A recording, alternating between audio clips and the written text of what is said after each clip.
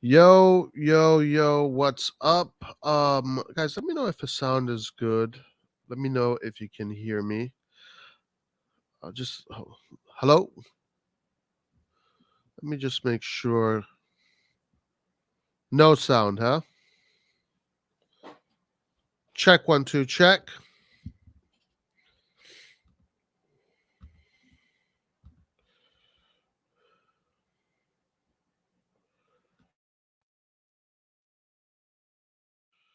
Check one, two, check, check, check. Check. We can hear you. Okay, you can hear me. You can hear me. Good, good, good, good, good. What's up, guys? Forza Milan. Hopefully, everybody is having a great day wherever you are. Guys, we have a new show, and it is called The Scout Report, where we're going to look at players, potential players that might be joining Milan, or potential players. Well, let's say potential players that are linked to Milan through the various news sites where we can discuss them. We're going to look at them, videos of them. We're going to dissect these players. We're going to, you know, we're going to get our opinions, and we're going to, we're going to see what we think about these players. Light is going to be joining us soon too, so be ready for that.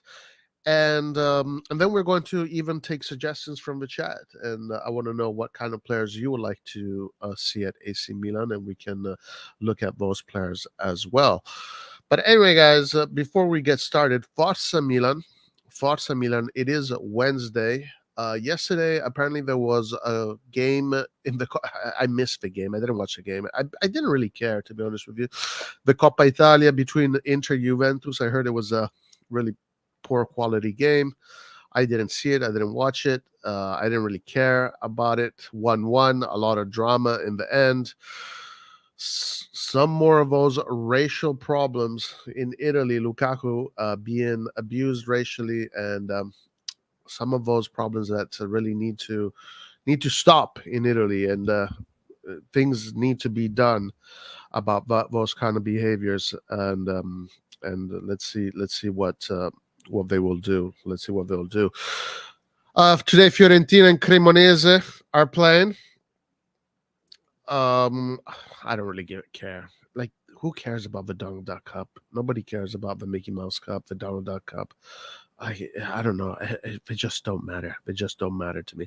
But anyway, the first thing that we're going to do is look at video of Hussein Aouar.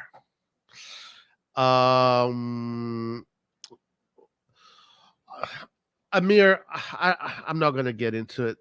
I'm not going to get into it. Honestly, I think these are cultural problems that these are cultural problems that are deep, and we would need to do a full live just dedicated on that.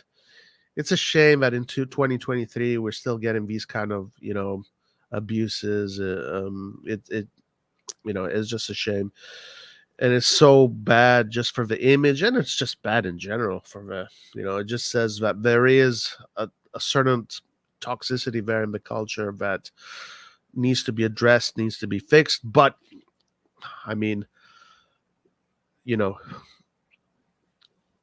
hopefully in the future this can be solved. Hopefully in the future it can be solved. Man United versus Brentford, 3 p.m. Let's all hope for them to lose again. It's great to see United fans cry. Not all United fans. We do have a good friend, what's his name? G, Red Devil Studios. He's a good friend of ours. And I don't find pleasure in seeing him cry. Watch Fabiano Parisi. All right, so that's a good one. We'll definitely look at Fabiano Parisi. That's a good one, guys. Yeah, let's bring in the suggestions. Bring in the suggestions. We're definitely going to be looking at Fabiano Parisi. Didn't Mike also get abused by Juventus fans? Yes. Yeah. That is absolutely true. Last year, Juventus fans abused Mike for sure. Well, some Juventus fans. I think it was really two guys, and they got caught, and they were penalized, like they were banned from the stadium forever. I'm not really sure what happened yesterday with the Inter game and Lukaku. I don't know how many people were involved. I don't really have the details, but I know it happened, and it's just a shame. Marcus Thuram, another player that has been linked to Milan and other Italian teams also. We can look at him. Roy, can you scout Crescencio Somerville from Leeds? Never heard of him. We'll check him out. Let me say hi to Wizu. What's up, Wizu? Tisai Saliba. What's up, Kangoo? What's up, Forza Milan? Forza Milan. What's up, Alexander? How you doing, sir? Orlando Souza. What's up, Forza Milan? How you doing? How is everybody? I feel sorry for Italian players like Balotelli and Keane. Well, I do not feel too sorry for Balotelli because Balotelli. Well, of course, when it comes to the racial abuse, there's no justification for that. But Balotelli is a guy that totally wasted his career. Aside from, of course, the racial abuse is one thing, and that is terrible, and it needs to be addressed. And Balotelli definitely has been on the receiving end of that. But Balotelli does not deserve any pity whatsoever, in my opinion. That guy wasted his career on BS. Forza Milan, Raul. But Keane had some issues against Cagliari, uncalled for. Keane is not a player like Balotelli that is wasting his career. Keane is a very interesting prospect for the future, actually, and he definitely doesn't deserve any of the abuses that he has gotten in the past. Never does Balotelli, by the way. I just can't get myself to pity Balotelli. Ma il vostro Insta lo usate?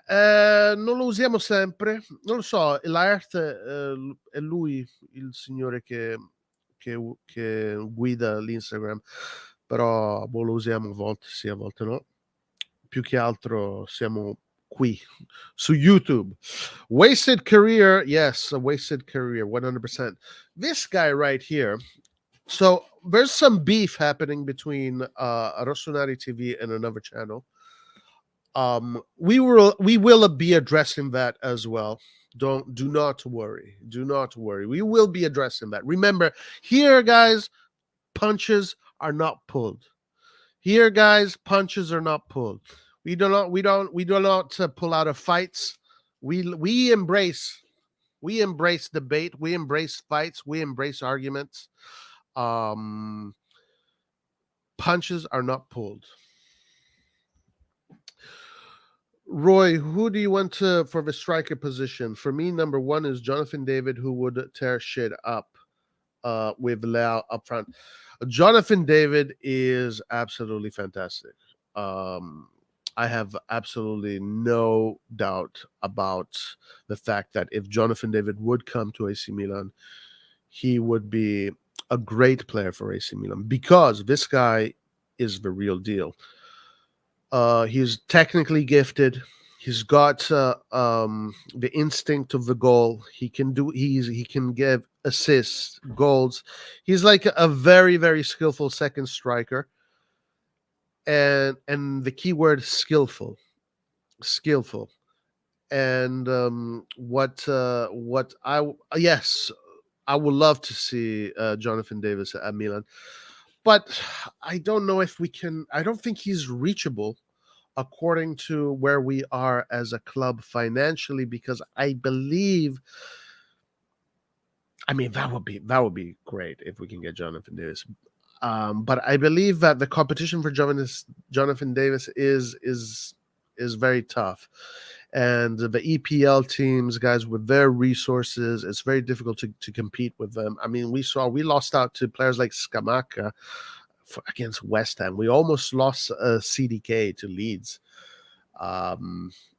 So Jonathan Davis is one of these players that is going to cost a lot. Whoever gets him it's going to cost a lot. I don't know what his contract situation is, but yeah, 100%. He's definitely a top G. He's definitely a top G. Don't do it, Roy. What's up, Paul? I can't help it. Beef. Yes, beef. Beef tastes so good. Forget about them. What are you talking about? What are you talking about? No points, Paul. No point. Balotelli went through more crap than any player for Italy ever. No, listen, when it comes to the racial abuse Balotelli got in the stadiums, unforgivable. Unforgivable. Um, Now, I do think many times Balotelli. The problem is that Balotelli provoked uh, the fans, right? The opposite fans, but those provocations did not justify racial abuse, of course. Um, but Balotelli is a guy that, I mean, the guy's not a serious athlete. Come on, let's be serious. The guy was on an interview with Cannavaro during COVID. You know, Cannavaro, he told Cannavaro that he hates training. He hates running without the ball. He hates training. Like, this guy's he's not a real athlete, guys. He's not a real athlete. He he's a smart guy. Don't get me wrong. He's very intelligent, but he's not a real athlete. You know, he was gifted physically and technically, and he became a football player that way, but he never took his career seriously. He could have become one of the best, you know, ever. Well, ever, I don't know, ever, but definitely one of the best of his generation. And instead, he just threw it away, you know. He didn't take his career seriously enough. And what do you want me to say? I mean, do you want me to feel sorry for him? No, I don't feel sorry for him. The guy made a lot of money. He has a great life. He has a lot of people that love him all over the world. And yeah, why should I feel sorry for him? Absolutely not.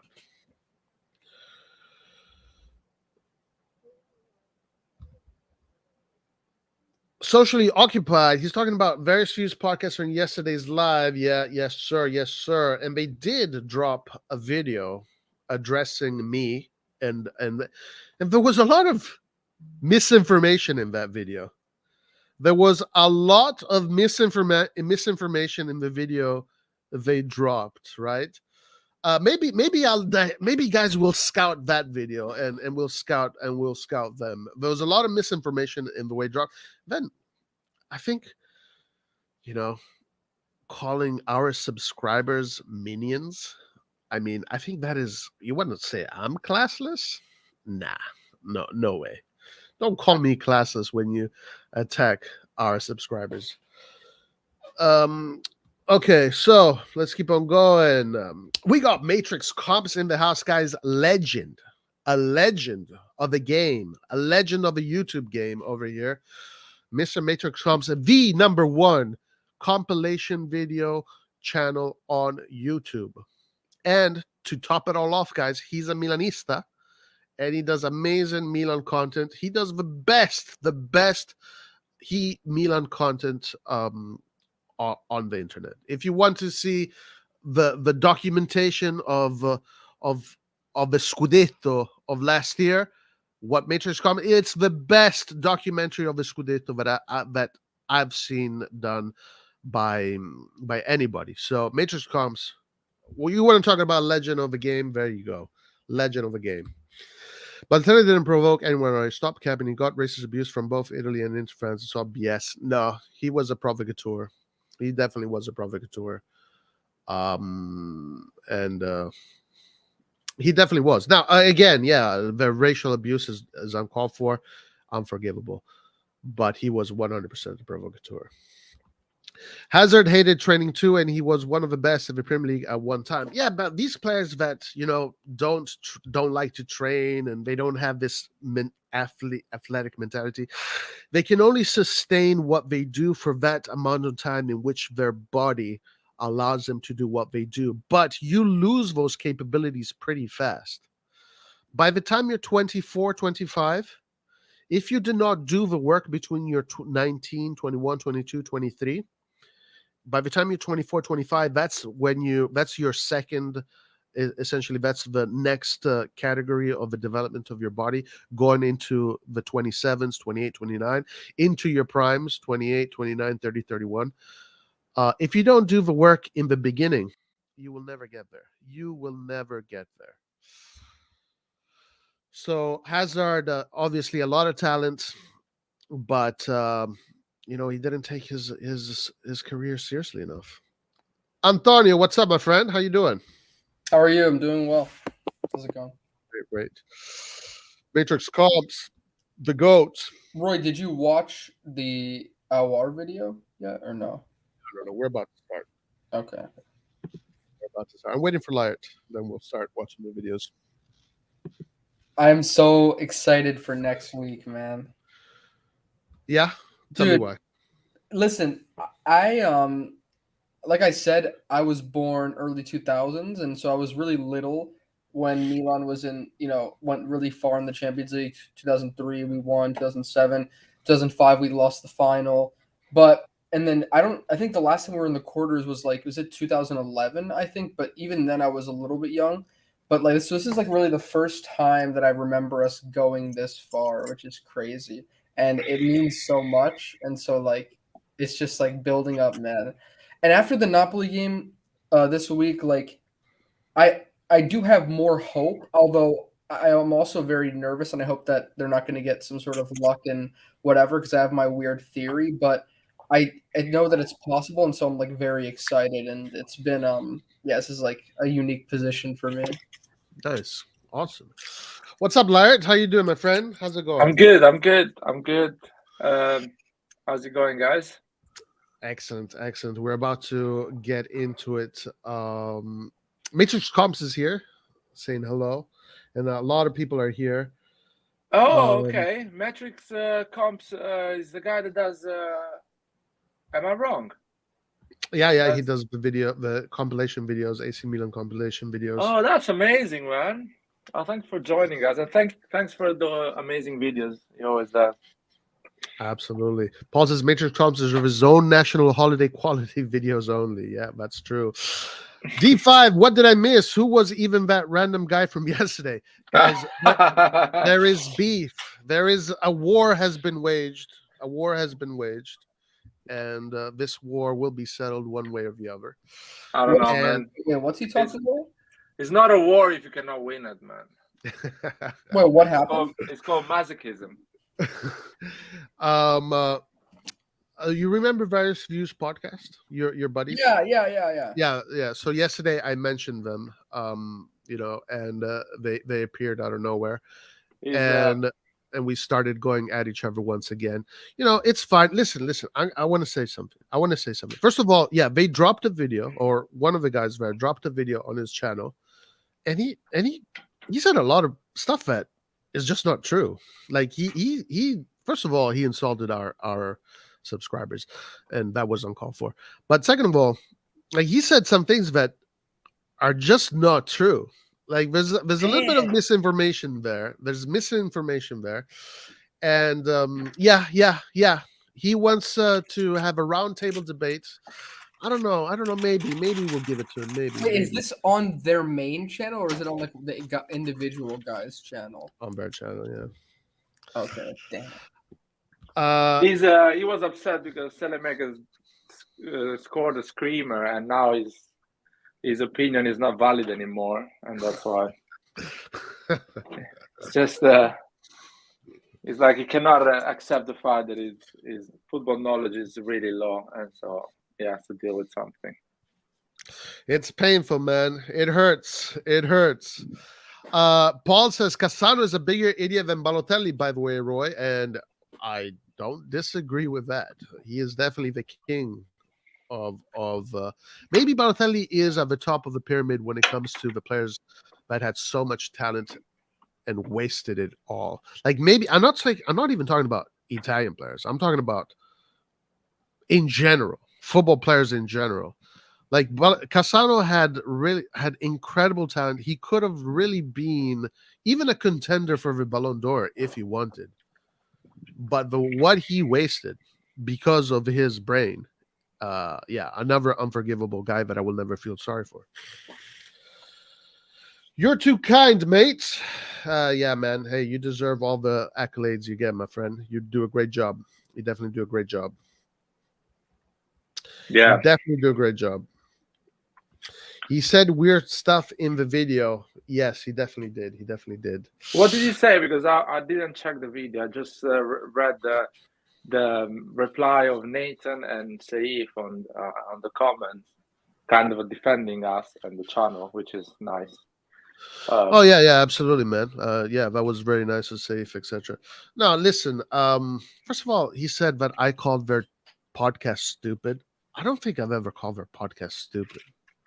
Like, I don't think I've ever said. Maybe I said that because you know how we get here. Roy, I'm gonna be honest with you. Just like I know that you probably like the drama, but I think the best thing to do would just be to ignore this because we have like almost 8K subs, and like there's no point in dishing out and like prolonging this and giving out like cloud. Yeah, but we want to give a push to the small channels as well. We want to help them. So the Roy's it's not a bad thing. It's a bit small one. Each other. And, so if they need some help, we are happy to help them. Yeah. And the thing if is, they need a shout, right? We can help them. Yeah, and I find it funny that he calls me a clout chaser. Obviously, here the guy's chasing clout is not us. Our opinion is so different from all the Milan community. We defend players that until yesterday everyone was attacking. Wait, let me ask you guys. Just and listen, I will say this. However, just even though you guys have different opinions, you would say that you still respect other people and people that have different opinions than you, right? It doesn't mean that you agree with them, but you still respect that, right? Is that correct? Depends on the opinion, I would say. Respect is a big word. Well, meaning that you would let them talk and that you wouldn't you can criticize them, but you wouldn't attack them for this. I mean, you have done that before, but like, I guess what I'm trying to say is like, would you just accept that other people disagree with you? Oh yeah, I mean, I'm fine with that. I'm gonna sleep at night if people disagree with me. I'm not like that.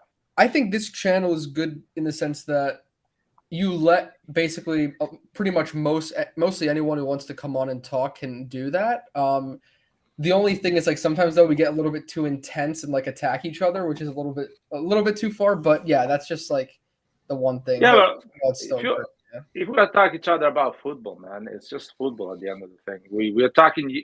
I attack your idea about football. I'm not attacking you as a person or what do you do in life or just attacking your. So it's harmless, I would say.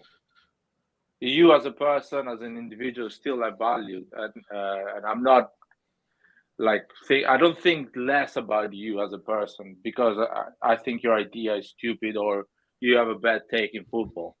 It's just football, no? That's the beauty of football. People can get intense and disagree, and still it's football. It's not something that really matters in life, you know? Not religion, politics, or things like that. Right. At the end of the day, it is just football, and we can get in this channel here. I mean, we get super intense. We don't pull punches, you know. We take the punches and we give the punches, you know. So it is what it is. And this is the man, by the way, that is the one that did that video. So let me just address this to this person. First of all, I don't think I called your podcast stupid. So I don't know why you said that. I don't think your podcast is stupid, but I do think that this is what I really think about your podcast. I'll be 100% honest about it. I've seen you guys around on the YouTubes in the communities, and you guys are fun guys, right? You're fun. You have fun talking to each other. It's fun, but it's bar level stuff, right? It's bar level stuff. So when you come to me and you want to have a serious discussion about football, you can't come to me at bar level surface stuff. You have to come with me with in-depth analysis. You have to come with me with dissections. You have to come with me here. This is a laboratory. This is not the bar. This is a laboratory where we switch on the microscopes. We dissect the players. We dissect the tactics. We dissect all the pieces of the puzzle. We look at the DNA. We look at the genetics. We look at everything. So when the takes that you presented to me at the time, and I don't remember honestly why it got so frustrating, were surface level, and these are the kind of takes that you have in a bar, and it's all good. I'm sure that if we go to a bar and we talk about football, we would have all fun and games. But here, you have to raise your level. Here, you have to have a high level of knowledge and respect for the game. This is not the bar. This is the laboratory. And that's the way I see it. And that's the way we do it over here. Check your DMs on Instagram. Okay, what's I don't have access. Don't send us nudes, man. We don't like nudes.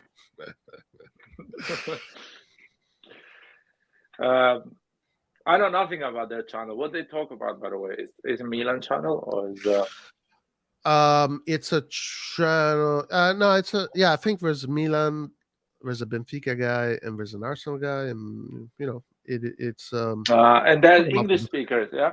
English speakers, and listen. I get it. Listen, it's a good channel, guys. It's a good channel. I'm not saying it's a bad channel. Now, I might have called your channel stupid. I might have done that. And maybe I even said that. Maybe in the heat of the moment, I probably said that, and I probably did that. Okay, because in the heat of the moment here, as I said, we don't. Roy, I think you've like insulted everyone in the heat of the moment. So it's not just like Right. So yeah, so it is what it is. If we want to have this debate, I mean, the thing is, what are you going to debate? Like, what do you want to debate? You have already decided. You have already decided that certain players will never amount to anything. Players that still have 10, 15 years of career left in their lives. Yeah, they just started. You have already decided that these guys will never achieve anything. So what is there to debate?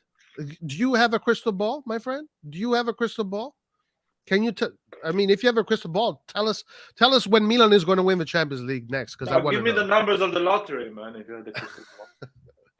Yes, exactly.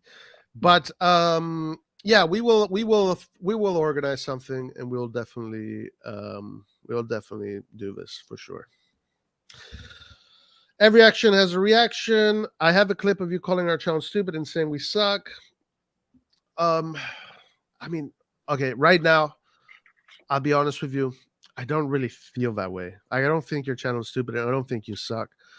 I might have said that in the heat of the moment, and whatever. I think. Well, if you think that Salamakers is not a good player, his channel maybe is stupid. So, or let's say that maybe he is stupid. Maybe the channel is fine. The whole, structure when he download and upload videos, that's fine. That's not stupid. Maybe him and his takes are stupid. I don't know. Christian says, "Look at what happened to Hans. He left. Hans, man, where is Hans, dude?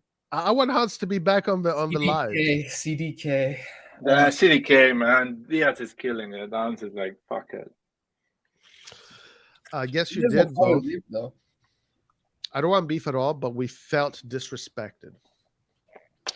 Okay, so I think I got angry at you a long time ago because I felt that you were quite disrespectful to me, and that's what it started. But whatever. At the end of the day, Roy, I actually remember the exact because I was there when this all started. Basically, what happened was you were doing one of your streams.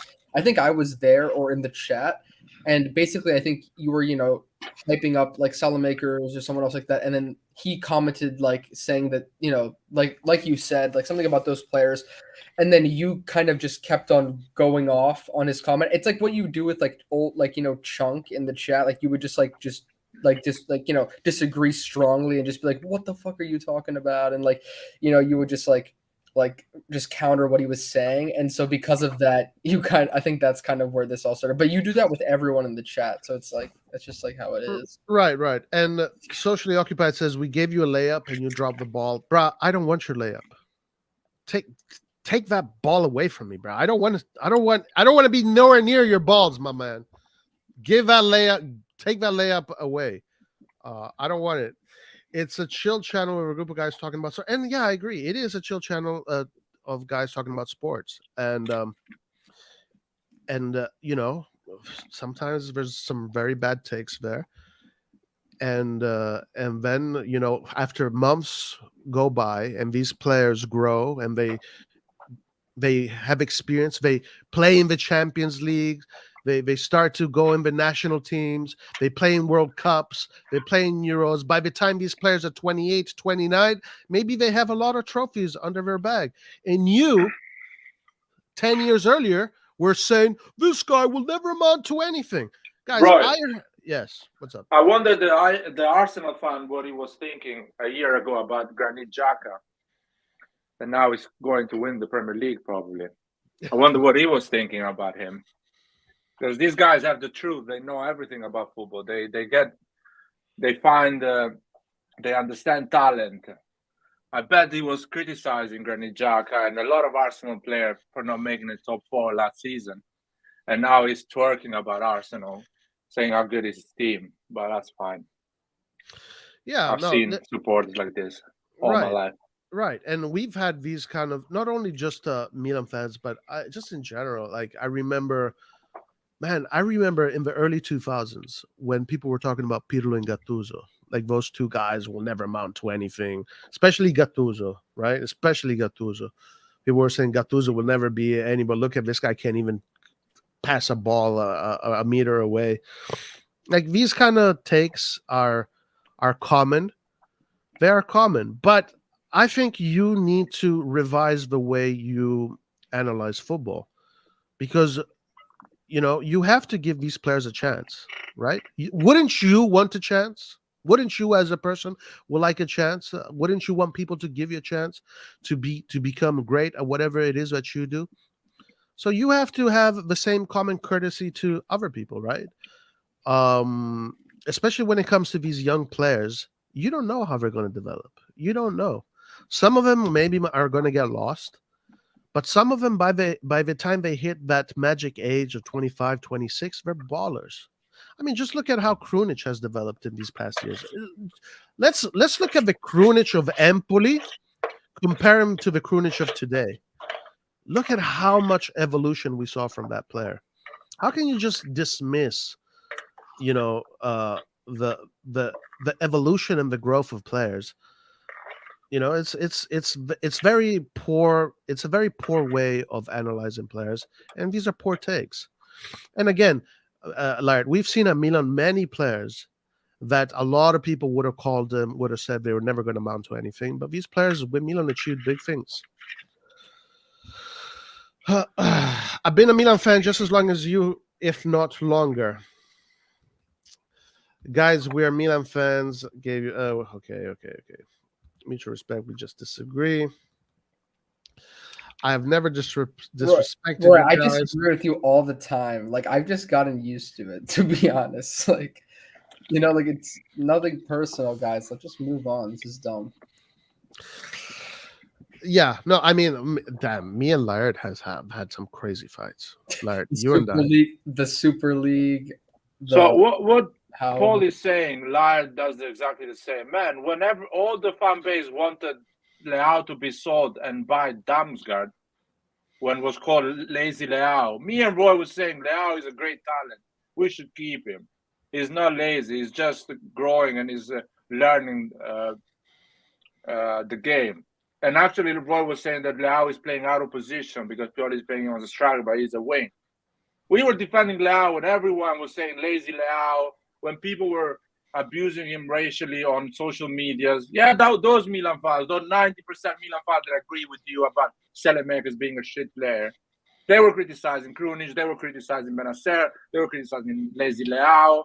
They were saying everything about this. Hey guys, by the way, Krunic, top game, top performance. Looks like he can be really good in our 3-man midfield for that solidity.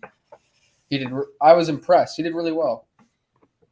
Good stuff in that last game. I mean, everyone did well, though, to be fair. Yeah, and listen, and just to go and just to go ahead with what Larry was saying. Yeah, Leao. Look at how much Leao was being criticized in the beginning of his Milan days. Like the criticism was really bad. Now it was a little bit deserved, but like if you really knew what you were seeing, you could tell, okay, this guy is going to become a really, really good player. Hey, Roy. Can I make this comparison with you and someone like a celebrity? Sure, go ahead. And I'm not saying that this is nothing political. This is just like saying kind of like your influence on like in YouTube and just like, like on the channel with our like people who watch us. You're kind of like the Donald Trump of this channel in the sense that like Right? let me explain. In the sense that you say stuff that's like, okay, so right now Milan, like like the whole "Make America Great Again" thing. It's kind of like you with Milan, how we used to be, like when we were winning Champions Leagues and we had Berlusconi, we had good amount of money and we were huge, and now we've had that period where we're kind of like that. But I feel like with you, you're like kind of countering the narratives that like most of the media are saying. Like all the media is like, yeah, Milan isn't that good of a team because we don't have the money of other teams, so we don't have these players. So we don't have top players, and you're kind of like countering what the popular opinion that's like on 99% of YouTube channels, especially on English, with English fans in the English media. So when you say stuff and you just keep countering them, which I'll say one thing about that, but when you say stuff like that, you kind of like, and you stay persistent on those views, you piss people off, which I'm fine with. But then my only thing is though, sometimes when you've gone on English channels like Red Devil, you don't really like say your honest opinions, like because you want to like keep it. You don't want to like. So like, if I go to Red Devil Studios and really go off on the Premier League, I mean, first of all, I don't think it's called for. Like, I'll do it here in the privacy of our own community here. But for me to go on his channel and really go off on the Premier League, I don't know. I feel that's a little bit. I don't know. I think it's uncalled for. I don't think that's what he would want on his channel, right? So I'm also being respectful to But his if you, channel. I'm just asking you that if you ever go on a debate, which I don't think you've done before, but if you ever do, I would just try like stick to your honest opinions because honestly, that's something that I probably need to work on. But you do it really well on this channel, like just being confident in yourself. But and also people will watch you more when you're like just your authentic self. So like it would be better because that's how you get attention and views. So like I would just say like keep doing that, to be honest. Even though I disagree with you strongly and I lost brain cells arguing with you for like 3 hours, 5 hours plus in a row about like De Bruyne or other players. Like I've literally like lost years of my life, but it's still been entertaining. So like, it's interesting. No, listen, as I said here, look, we not just me, but we all here pretty much stick to our opinions and we fight for our opinions, and this is how this community has kind of developed, right? Sometimes things get really, really ugly, like really ugly. Like we start cussing at each other, we start going all out at each other. It's just the way things are over here. But when it comes to like the analytical side of football, like you need to bring your A game over here. You need to bring your A game.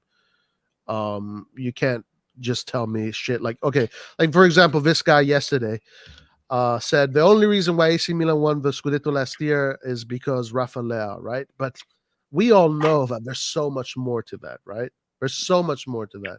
There's so many more layers. There's so many moments last year that led to us winning the Scudetto. Even freaking Castillejo, that one performance he had where we beat Chievo, even that little moment there added as a brick to the castle that was last year's Scudetto. So there's so many details. There's so many things. It's easy to say, yeah, Leao, right? It's so easy. This is why I call these bar room takes, because in the bar, that's what they talk about. They talk about Leao and his goals. But in the laboratory, that is one of the elements, but there's so many other elements, right? Exactly. I want to add something. Why do I need to go on YouTube to listen to someone hear that opinion when I can go on 433,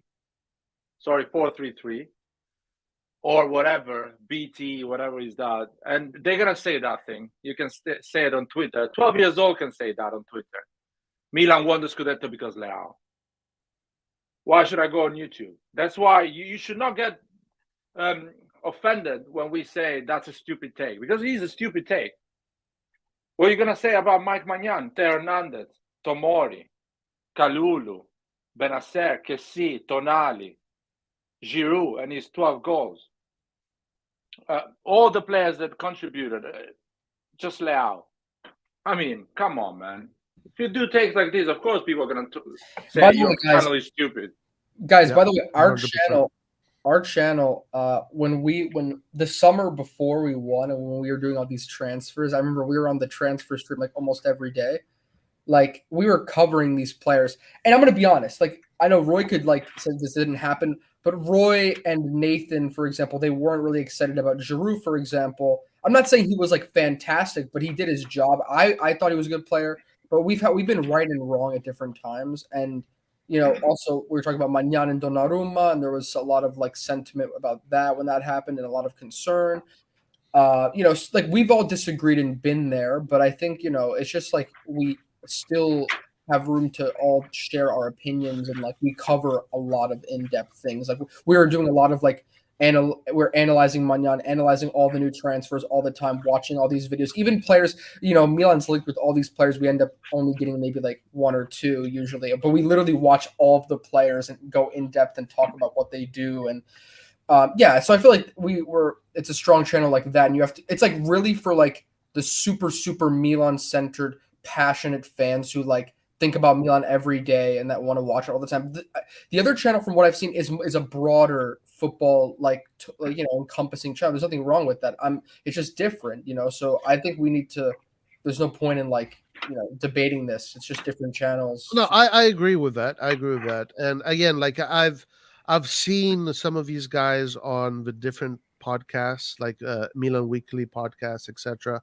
And honestly, I had fun listening to them. Like they're fun guys. Like they're guys that you can laugh with, etc., etc. You know, like if I called you stupid or whatever, it's because it was in the heat of the moment. And you know, it is what it is. Um, I've been called worse, and I've probably said worse things to other people. But yeah, at the end of the day, right here we love to dissect things really, really into. We really go in deep. We really go in deep, and that's why when people say things like Calabrian Salamakers, you can never win a Champions League, right? It's like you know, it's like you need that's a very shallow take. It's a very shallow take, or Leao is the only reason you won this, or you know that and the other. These are barroom takes. Especially I don't know, but I agree. I agree that these are good guys. They're nice guys. They're fun guys. They're fun guys to hang out with. They probably have a lot of fun on their YouTube, and they have good conversations. I'm sure they have good fun conversations. And you know, but one thing you guys did that I didn't do, I did not bash on your subscribers. Yeah. And you want to call me classless? No, that is classless. What do my subscribers have, or our subscribers have to do with this? You bashed our minions. By the way, our subscribers disagree more with me and Roy than all the other that comes in and talk.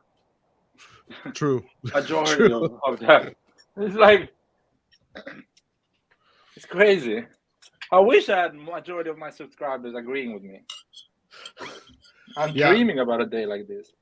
Yeah, and yeah, disagreement is part of life, and yeah, things can get ugly. It doesn't mean that there is real animosity, right?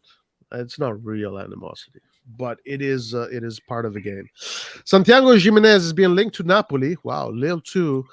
Teams that spot talents before they blow up. Hopefully, we can get someone like him. Santiago Jimenez, very interesting striker. We're going to get into the scouting, guys. We have to take care of this. So we will figure this out. We will have some kind of debate, and we will figure this out as time goes. And I'm sure we'll be able to get in the ring together and put on those gloves and and fight it out. I disagree with your takes on Salamakers. That's all. Agree to disagree. Bruh, Salamakers has really started this. It never escalated to anything, though. The power Alexis Hall. The power Alexis Hall. But what? I mean, listen, let's just stop for a second here. What did you guys make of Salamakers' performance against Napoli? And because he had some moments of brilliant football, like really high-level technical football, using his very, modern skills, right? Those are very modern street football skills.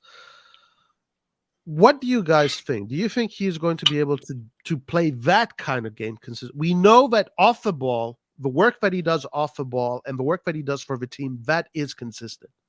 That is always consistent. He always will perform for the team when it comes to the dirty work, right? But when it comes to the work that he does with the ball, sometimes he has these moments of absolute brilliance, like we saw against Napoli, like we saw in the Champions League, right? Against what was it, Salzburg, and also against Dinamo. What do you guys think? Do you think he can get to a point in his career where he can be consistent at that, or do you think it's always going to come in moments, sprouts? What do you guys think? Larry, Antonio, you go first. Okay. No, I was like, no, you said it really well. Like when I was watching the game yesterday, a few days ago, it's like when he came on, all of his touches were gold. It was like every time he made a dribble, it worked out perfectly. He would like predict where the defenders were moving and touch the ball like away from them and like just. And so I will say that yes, he was fantastic with the ball, which is like something that he doesn't always do. However, I think that in that game he did have a lot of like space, especially in like the counter attacks, and so also for his goal, I do think it was poor defending because there were like 4 defenders in the line. It was still a great dribble, but I think most of the time that won't work out as cleanly as it did. And I think my one concern is I don't know if in like a closed game when there's like teams that are really well set up that weren't. At that point, we were already dominating. I don't know if he's going to be able to do that when he doesn't have as much space and he has to create the space for himself. Like Diaz is a player who maybe is better, is really good with the ball and he can be more helpful at jumping players, dribbling around them, creating space, and beating a man. I don't know if Salamakers can do that in a closed system as well. So I'm still a little skeptical about that. But I think, he was fantastic, and at least he has it in him. And if we're just playing in the right moment in time, he can be very dangerous. So at least we know that he can have those moments of like pretty much like brilliance. Like I don't know, the dribbling he was doing, the back heel flick, like that stuff was crazy. But yeah, I was really impressed with him. What about you, Larry? Go ahead.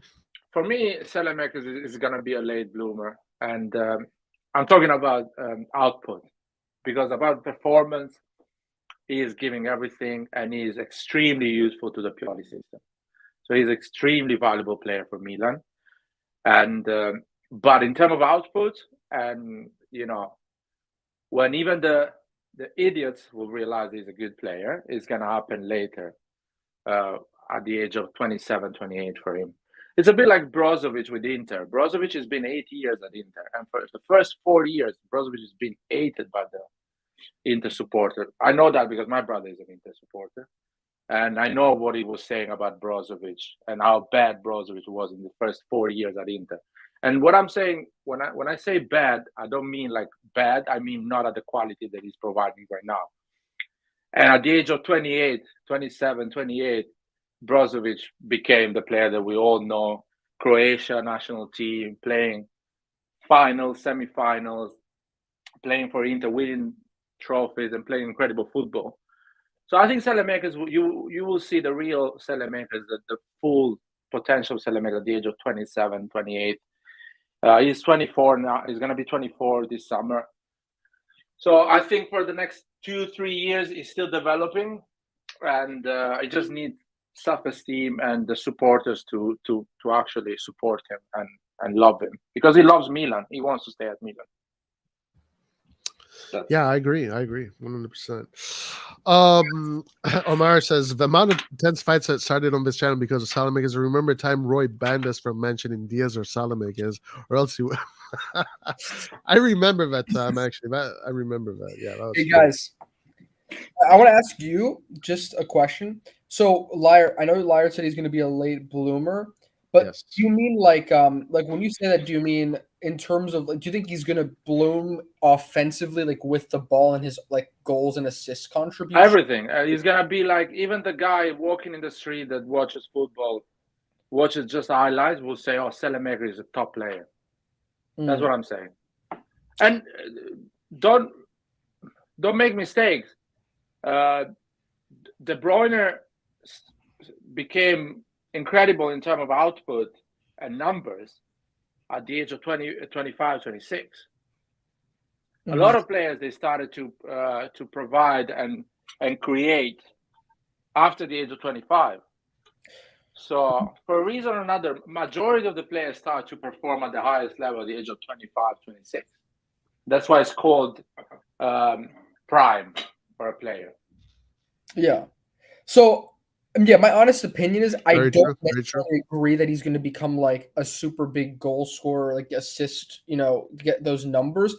Maybe, yeah, he'll probably improve, but I'm not confident in saying that. I think he's more of like a system player, but yeah, that's a good take, I guess. De Bruyne, I think still, I mean, with his position and the way he facilitates it, it's easier for him to get a lot of assists. And I don't know, he's a very powerful player in the sense that he can kind of just move the ball forward and create spaces like that. But yeah, I think it's a fair opinion. It's there is for example, there is another example that, by the way, when I make this example, you need to contextualize. When you see Modric at Tottenham at the age of 24, you will never think that Modric will be top 3 midfielder in the planet. You see that his quality is an amazing player, but you will never think that he will win 5 Champions Leagues and be the best midfielder that Real Madrid had in their history. You will not. I swear to God, you go and watch him at the age of 24 with Tottenham, 25. He makes a move at Real Madrid at the age of 26, 27. I don't want to say something stupid, maybe not, but around that age. And you see now what a player is Modric, the evolution, the growth that he had in those 10, 12 years. So if you have brain and you're willing to sacrifice and work hard, you will grow every year until the last day of your career. And Selemek is one of those players. He has that attitude. Yeah, I believe so. 100%. He definitely has that attitude. He's definitely a hard worker. He's one of the guys that actually earlier we were talking about players like Balotelli and Cassano. What was Balotelli and Cassano? I'm sure at the age of 22 or 23, you would have said, players like Balotelli and Cassano, you can definitely win a Champions League with them. Yeah. Right? Because of their talent. But they were not hard workers. That's why they didn't achieve what they were supposed to achieve. Hey guys, it's the hard workers that are going to achieve all of that stuff. It's the hard workers. Gattuso said he loved to suffer. He taught himself how to suffer. He loved to suffer in training. He loved to suffer on the football pitch. That's what made him a champion. Salamakers has that kind of mentality. Like, this is a quality. It's not just how pretty your feet are on the ball. It's what is your head, right? Stankovic, Laird said in a live recently, right? That sometimes on the pitch, it's more important to have a man than a football player, right? So it's that mentality. It's that hard work, that sacrifice. Salamakers has these qualities. Like, telling me today that Salamakers is not going to amount to anything, it's a big risk that in a few years you're going to have pie on your face. That's all I'm saying.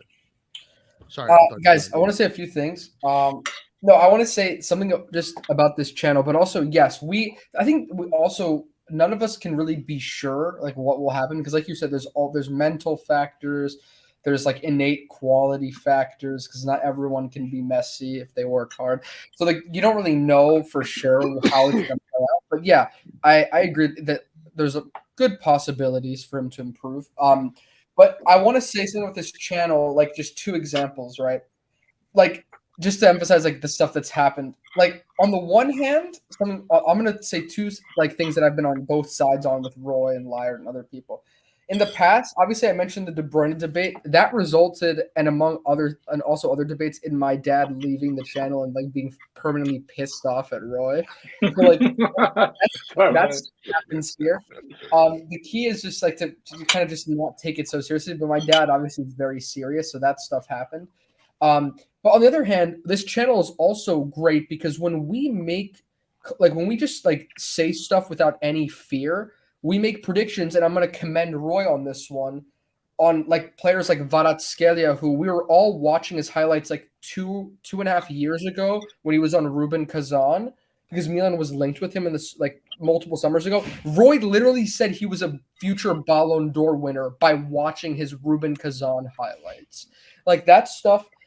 We all said he was great though, so I'll give everyone credit. But Roy specifically said future Ballon. I remember that clearly. Now he exaggerates sometimes, but that he did say that at that time, and he's been right because that's like, you even have people in the English media who are saying that about him. So that's the thing with this channel. Like we kind of just, because we analyze so much, we find those gems and like we have those opinions. But yeah, I think so that's why we're just honest. We say whatever we want, basically. That's the way it works. Yeah, honesty is the key. And again, here, there's no punches pulled. By the way, your dad is welcome to come back. I'm trying. He said, I think he's more comfortable when you're not on, Roy, because he doesn't want to like fight you anymore because like he thinks you're very stubborn, and so he's kind of had enough. I want to debate him about the coaches because he said, oh yeah, he keeps telling me, he's like, look at the Champions League, 4 Italian coaches. And he keeps like telling me, he's like, tell Roy, this. Right. So this is a good time for him to come back and have that debate with me. Okay, so listen, let's get into this quite soon. Let's just go through some more of these comments, and then let's get into this because this show. Okay, listen, the Scout Report show is going to, it's going to start earlier. Today we had other beef that we needed to sort out, and yes, we will have this debate podcast with those guys from various views podcast, and we will it'll be a good stream.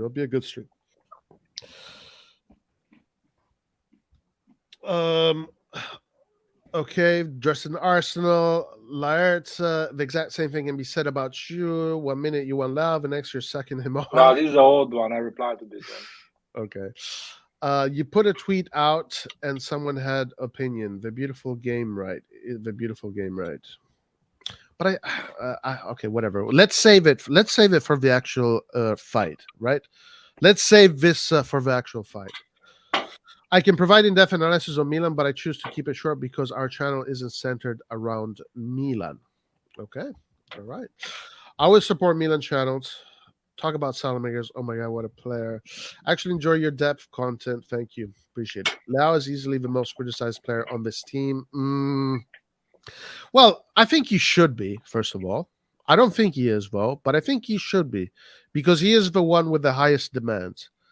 And I think those two things need to coexist together. He has the highest demands. He is the one right now that is playing with our heart, right?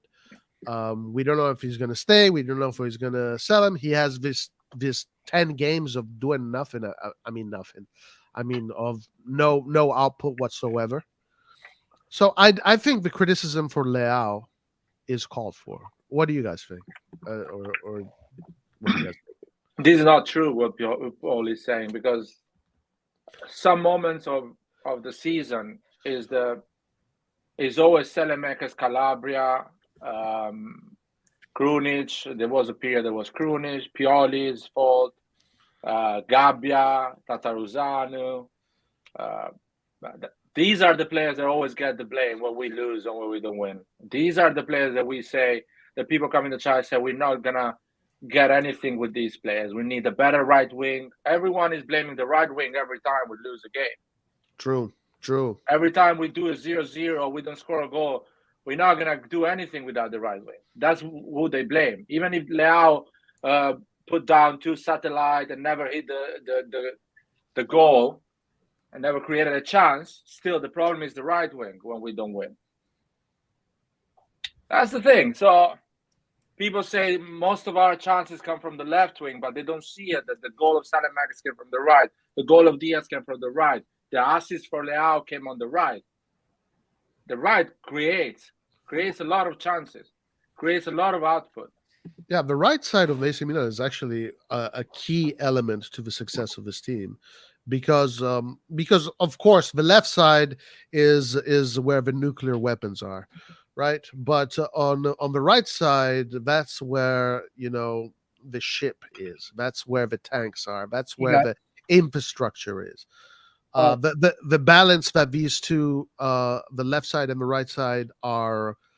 The way they complement each other, the way Pioli has envisioned his team based on the players that he was given, I think has been quite brilliant in these past 4 years. I want to say on that point, one thing that I was talking with my family about today, about just reflecting on the game a little bit, was how we started with Diaz as like a right attacking midfielder, almost like a right winger, although he moves around a lot, because Salamakers came on in the second half, and then we had Krunic, who was kind of like a deeper central midfielder. And I mean, I know it's kind of like the positions aren't, we have a formation, but like players move a lot. But I thought in the first half, I really liked having an attacking player like Diaz and on that right side. And I know that you guys disagree. I don't know if you necessarily disagree, but you don't mind having, Salamakers or a more solid, like defensive right side. Personally, I've always said, and I've made this opinion clear, that I would like us to have a little bit more dynamism on that right wing. And if Salamakers can do that, great. But sometimes I feel like we haven't been able to create much from there. But yesterday, I did kind of like having Diaz on that right wing.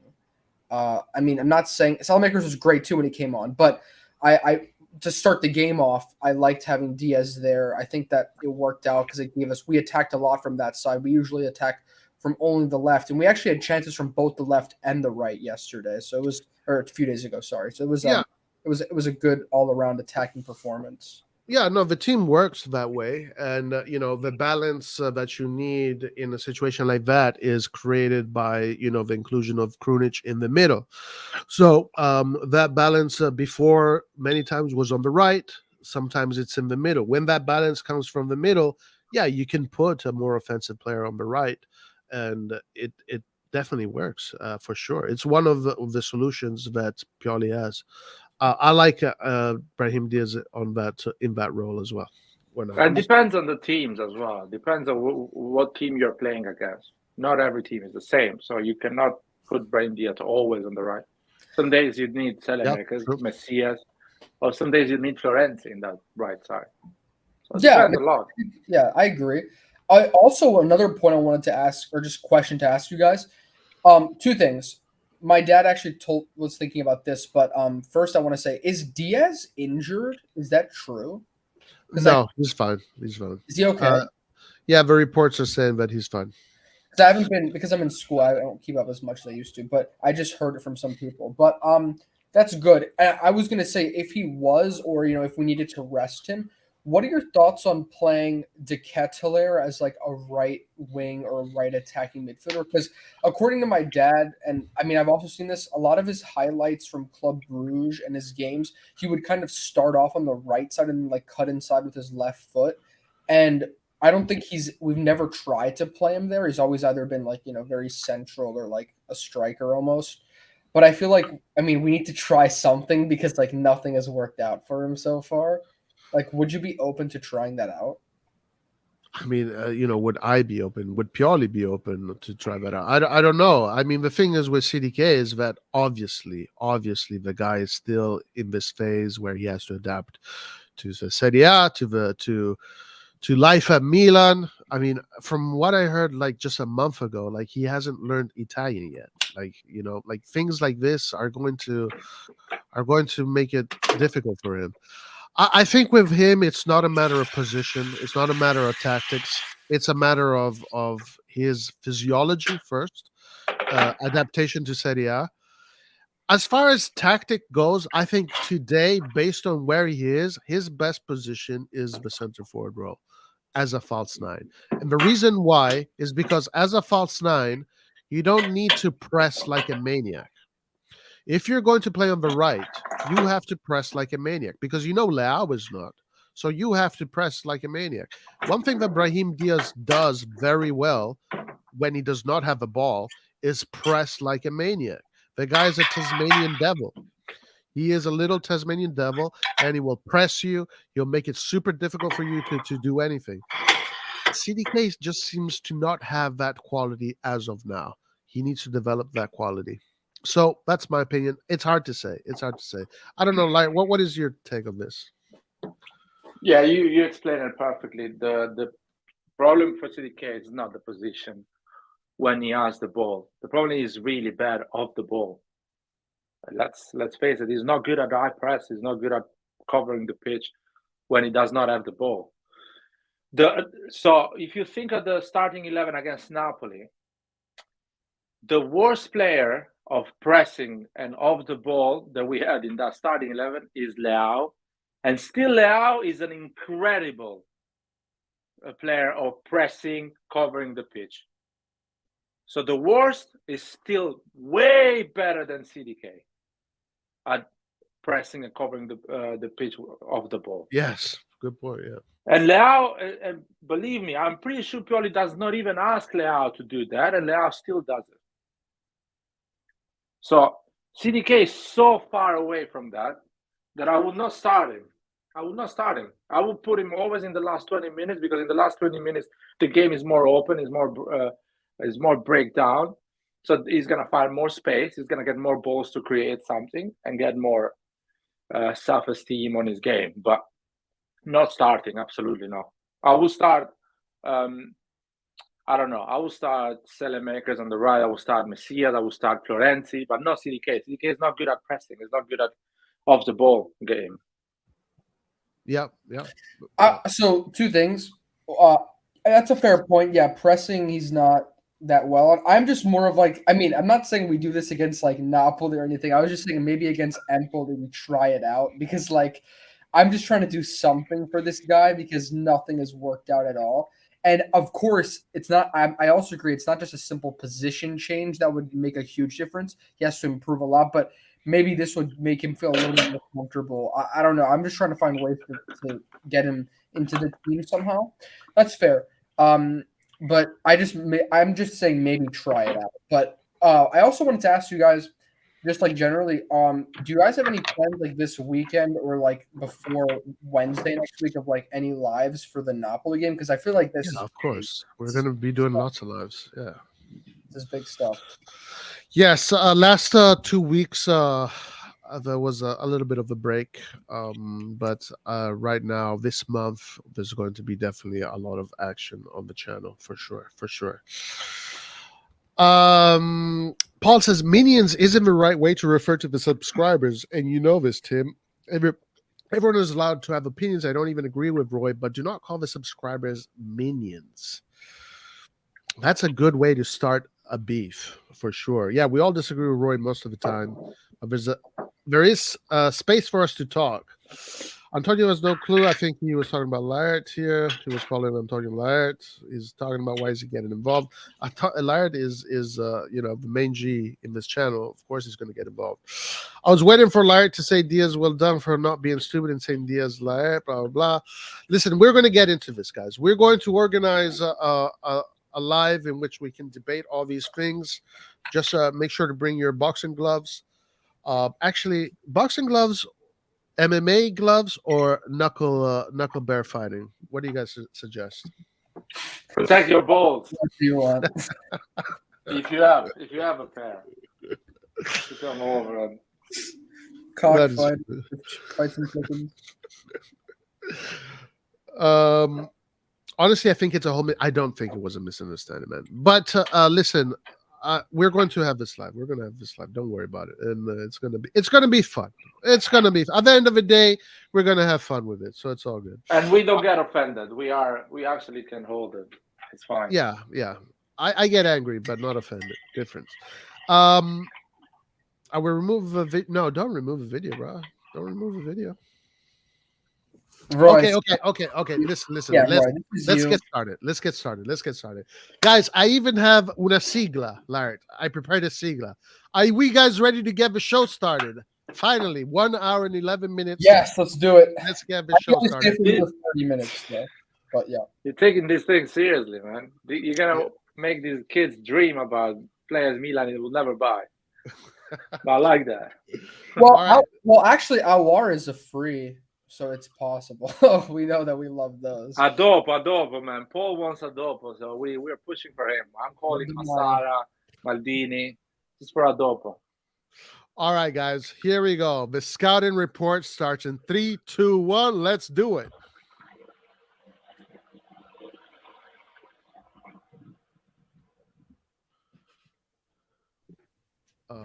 This did not. You lost the plot?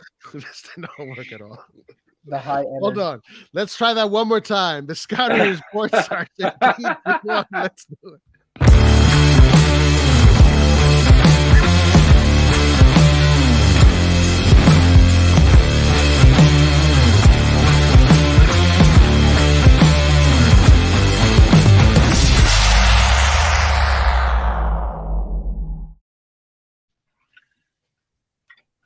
Okay. There you go. All right, guys. So let's look at these players. We're going to start with RR. Now, our RR is a player that I'm very curious about. Now, I don't know him that well. I've seen some highlights of his, but today we're going to dissect him, and then we're going to look at chat. And I want to know who players that you guys want to see too, Laird and Antonio. And we'll spend some time doing this, and then we'll keep away. All right, so let's get this started. Hey, Roy, can I speak a little bit of background on him? Let's get this started. Roy. So, Laird, what do you know about this player, by the way? I know that his name is a bit confusing, and I'm gonna call him the whole season Aouar, not Aouar. But I don't know, man. He's similar to Benacer, looks like. I remember at the beginning of his career, he was playing as a left wing. Hey, can you guys? Yeah, we can hear you. Oh, sorry. I switched to my audio, and I was trying to say something. I wanted to say the little bit of background on him. Aouar, he used to play for Lyon, obviously, and I believe now he's playing. He's technically playing for Lyon, but I think because of the contract, he doesn't play that much. But basically, this guy, like when Lyon was making runs deep in the Champions League, when they beat Man City, actually, he was like one of their best players. I mean, they had Depay, they had some other players, but he was getting really big recognition in Europe for being a quality midfielder. So apparently, I haven't seen him play much. I saw him a few games in the Champions League, but I've heard from many people that he was a very sound player, and he's good at passing the ball and creating space, which is something that we don't really have much of, like, creativity. He's a good playmaker from what I saw. So I think he could be useful. Yes. Can you guys hear me? Yeah. Okay. Yes. So what I know about him and the deal so far is now there's other rumors suggesting that he's close to also Manchester United is on him. But the last thing that was being reported, I'd take it with a grain of salt, however you want, is that first of all, we know that this player has been linked with Milan a bunch of times. So there's a report suggesting that Milan has come to an agreement with the salary of this player, which would be 3 million a season. What they still need to be agreed upon was the details regarding the bonuses. So he's a free agent. We know that in Italy, Milan, the situation is you have to go for the free agents because otherwise players cost too much. So that is a plus that he is a free agent. A lot of free agents this summer. You know what? I don't know. I mean, look, he's not Iniesta. All right, he's not Iniesta. I'm not saying this guy's Iniesta, but he definitely has good qualities on the ball. He's technical. He can pass the ball. He has good vision. He can score goals. He likes to play. He's a playmaker, not just he's an all-round run to midfielder. But he's not, like, let's say, exclusively a quantity midfielder. He's He is a quality and more quality than quantity. But again, he's not Iniesta. That's my take on him so far. What do you see, Laird? Well, all these videos are him with the ball, and most of them he does not even have the opposition really close. So there is a lot of space around him. So our situations that I don't know how to evaluate him, but it's good quality. He has the quality. He's a good with the ball. I don't know. You need to see some stats. How many times he recovers the ball? How many progressive passes he does on average? But looking at those videos, he looks for the forward pass. So he likes. I can bring up the stats, by the way, guys. Yeah, and you need to compare it to. So let's say Benacer is our best recovery ball, and I think Tonali is second best. He needs to get closer to those two guys, because if he does not get closer to those two guys, there's no point bringing him in. That's the thing. Well, I don't know. I don't know if he's going to be a starter, right? Obviously, it's hard to take away Benacer and Tonali off of that starting lineup. But as far as depth goes, having a 25 going to 26-year-old on the bench is a player that maybe, let's say, when you make those subs, the difference of performance doesn't go too down, right? There's not much difference, so you can keep a sense of continuity. He's not like, obviously, if Modric came into the team, because there are rumors suggesting that Modric is being linked with Milan, because he's not renewing Real Madrid. Modric would come in and he'd be a starter, 100%. I don't know if this guy would be a starter, but on the bench and a player that Milan can use, I think it's good. I'm for this operation. I give this operation maybe a B+. If we were to rate this operation based just on the little that we know, what do you think, Laird? Be honest. Go ahead. With the ball, he is at the level of Benacer, better than Tonali. So what I'm saying that he is quality, but sometimes quality does not mean that it's perfect for Pioli's football. Pioli's football requires getting the ball quick, the high press. That's what we are all about. But on the ball, he's good. He's good at turning, finding the right pass, a great vision, even dribbling. The pace is good. Probably better than a lot of players we have. But does he better than Krunic? Probably. Does he recover the ball enough? Is he good at recovering the ball, at covering the spaces? That's what I want to know. Yeah, those are good questions. Let's check his stat sheet, actually. Let me pull up his stat sheet. Let's see what... I'm checking it, by the way, if you would like. And of course, to contextualize, we need to compare him to the players I say, Benacer, Krunic, and Tonali. Because Benacer, Krunic, and Tonali, they're good at getting the ball back, Oh, yeah, 100%. Would you are you looking for goals, assists, or detailed No, stats? Goal assist is... It's not. I don't think he's a midfielder, so he can have a great season. He can have an okay one. I think goal assist. I think if we were to play with Aouar, he's kind of he's almost like a player who we can't play with him and a cam. I mean, we could, but I think we'd be vulnerable because he's much. Maybe he can be the cam. He can be the cam as well. That's what I was thinking. I'm saying I'm thinking either we play midfield of three, kind of like we did with Krunic. He could be kind of in Krunic's position, or we could play a 4-2-3 and with him as more of an attacking cam. So I don't see him as a direct Benacer and Tonali substitute. You know what I'm saying? I think he's more. No. Depends on the injuries you have, the yellows. Sometimes you have to play him or whatever we're gonna buy instead of Tonali and Benacer, because Tonali and Benacer are quite consistent on being available, but sometimes they will get a red card, a yellow card. Yeah, right. But by the way, speaking on that, I think that Bakayoko, I'm pretty sure he's going to leave, but we need to. I would say we should bring in another depth. I mean, maybe Ranks leaves too because he's not getting any minutes and he's on loan. But so I would say, and Adli doesn't play either. So we need to get players who Pioli will actually play to substitute Benacer and Tonali, because none of these players, Pobega, they're not getting any chances. So I don't know if that means that Pioli doesn't trust them or I don't know, whatever. but there's like issues in that position. We need some more depth there for I sure. would love to know. I would love to. One of the things that I really wish is the transparency, right? More transparency. Why isn't Pobega playing? Why isn't Branks playing? Why isn't Ali playing? There was a little hint on why Ali is not playing. He basically put CDK and Diaz in front of Ali. But why is Pobega not playing? Especially Pobega, because Pobega had a pretty good, decent season with Torino. He already knows the Serie A. He is well acquainted with the league. So does he not consider him good enough, or is it that in this system he doesn't think he works?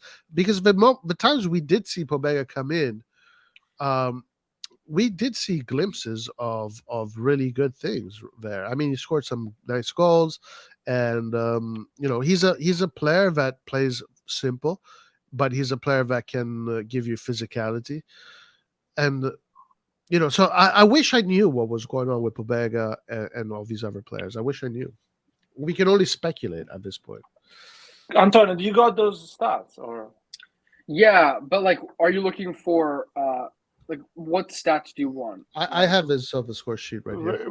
Recovering the amount of time you recover the ball, it gets the ball back from the opposition. An average, Okay, so this is his stat sheet. We'll look at his stat sheet and we'll look at year by year. So he's Algerian, national. He was really young, 24 years old. 24, yeah, 24. Okay, I thought he was 25, so he's 24. Value is 13 million, 5.9. Okay, this is his heat map. So he plays a mezzala sinistra, more so over there. His ratings aren't that great this year.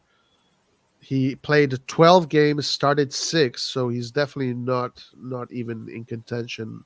I think that's because of his contract, though. I think he's look at the previous seasons, the seasons before. Yeah, like last year he played 36 games. Like this season he's not really getting opportunities. I think it's because of his contract situation. 29 games started. We can get an okay, idea. Perfect.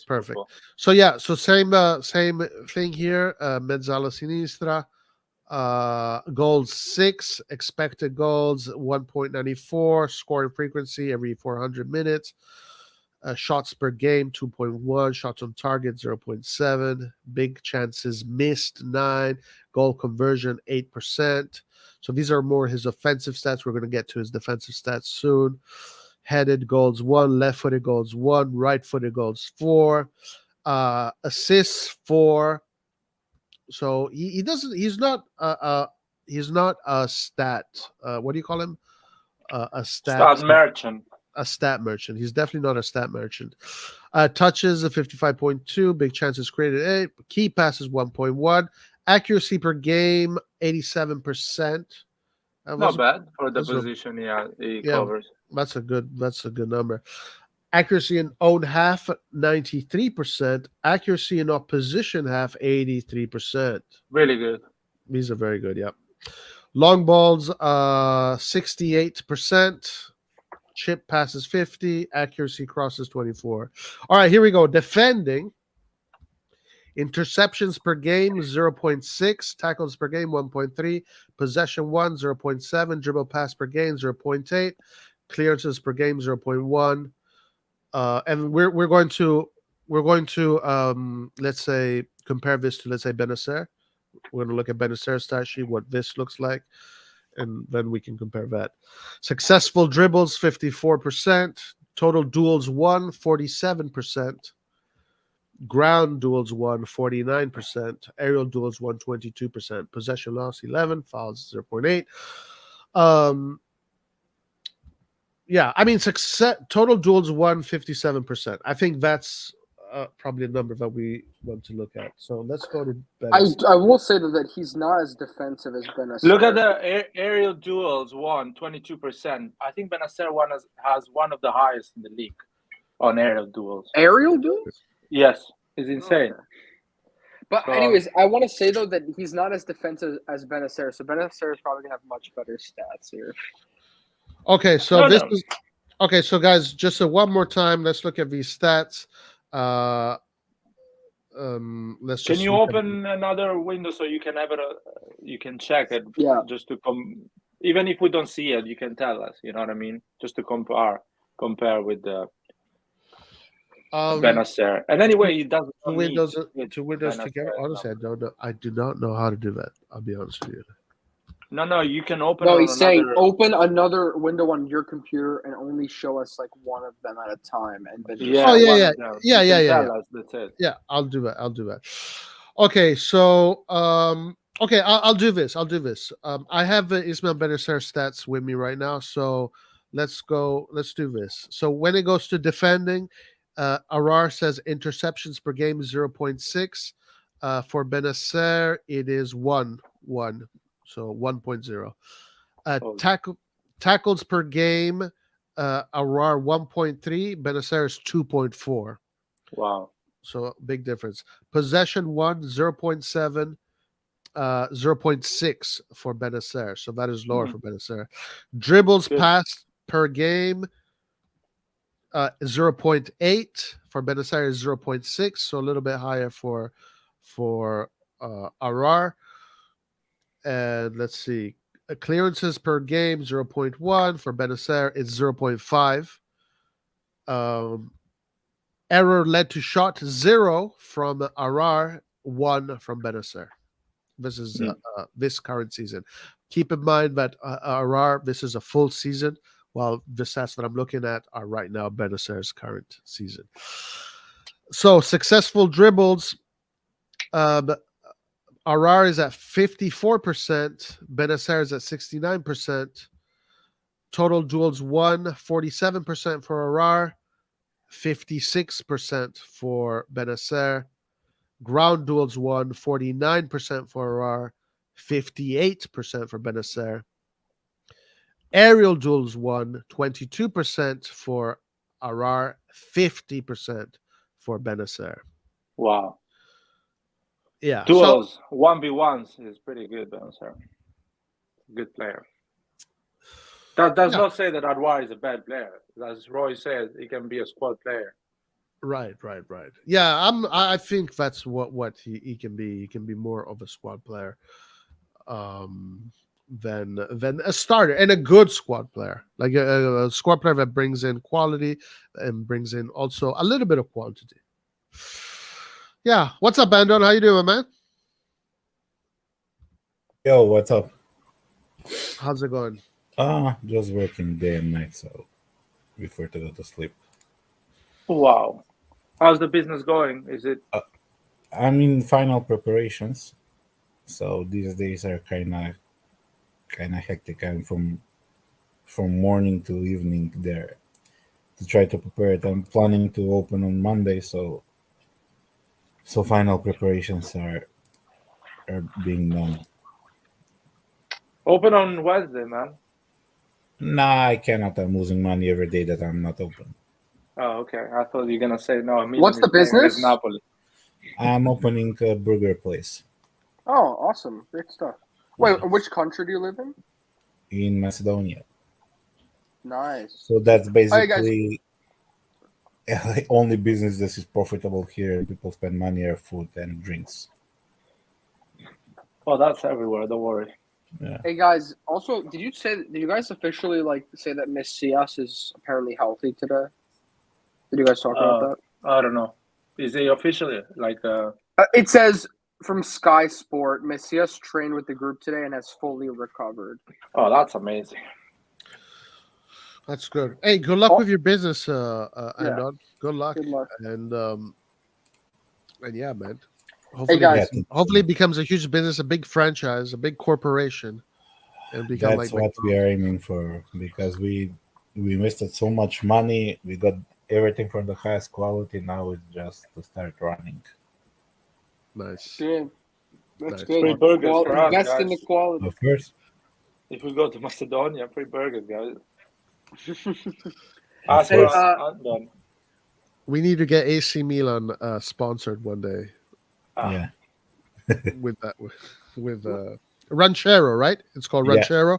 Yeah. Guys, if you're in Macedonia, go to Ranchero. The best burgers in Macedonia, the best burgers in all of Eastern Europe, the best burgers in Europe, the best burgers in the world, right? Yes. Let's go. No, joking That aside, was, that was some top level Listen. advertising. joking aside, because we don't have McDonald's here for the last like 20 years when they're away. So we try to replicate the taste, which is very difficult, but we are very, very close to that. Good. Interesting. You don't Roy. have McDonald's. That's great. I mean, you don't have the competition of McDonald's. So that's it's a smart business, man. Yes, sir. Antonio? I want to say also, this is like one little side note, just a funny thing about Chelsea. I was watching, you know, like they're looking for a coach after they fired Potter. You know that, right, Roy? Yeah. So I was watching all these channels saying like, oh, are we going to get Nagelsmann or Luis Enrique to win the treble or to win the Champions League this year? And now it looks like they're going to get Frank Lampard. Again? Really? As like it's not done yet, but it looks like he's going to be a caretaker manager until the end of this season. Oh my! And God. so like they are okay. pissed. They are so pissed about that. Dude, these American owners of Chelsea, they are clueless of what they're doing. Yo, dude, look at Tuchel, man. What a terrible way to introduce himself to Bayern. First game he plays, gets kicked out of a domestic cup. Damn. Well, they beat Dortmund. Second game. Yeah, they did. Oh, They that was beat the second Dortmund. game. Oh, that was under him? Yeah, Okay, in all Yeah. fairness, that's a good way to start then. it's the beat. started well, not going great. No, yeah. Someone asked me to compare Aouar to Krunic. I'll go Oh yeah, to that would be interesting. so Krunic interceptions per game is 0.8. Let me go to Aouar here. Let's look. So let's look at him. So I'm gonna save him, and then you guys can look at him. We're gonna look at these stats right here. So Krunic has 0.8 interceptions per game, 1.9 tackles per game, Oh wow. 0.5 possession won, dribble pass game 1.8, clearances Wow. per game 0.9. Error led to shot 0, error led to goal 0, penalties committed 0. And this stat here is quite interesting, the ones coming up. Successful dribbles 75%. Yeah.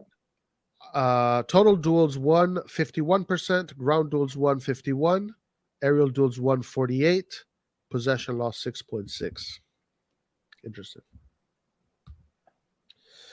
Very, very, very interesting. 11. Aouar is having 11 at possession lost. I mean, Pioli can improve these players anyway. So I really believe Pioli is a great coach and can improve them. So, and coming to a system that is good, they can improve as well. They can improve their stats and their output much better. So he's a player that can fit in the Milan midfield. Yeah.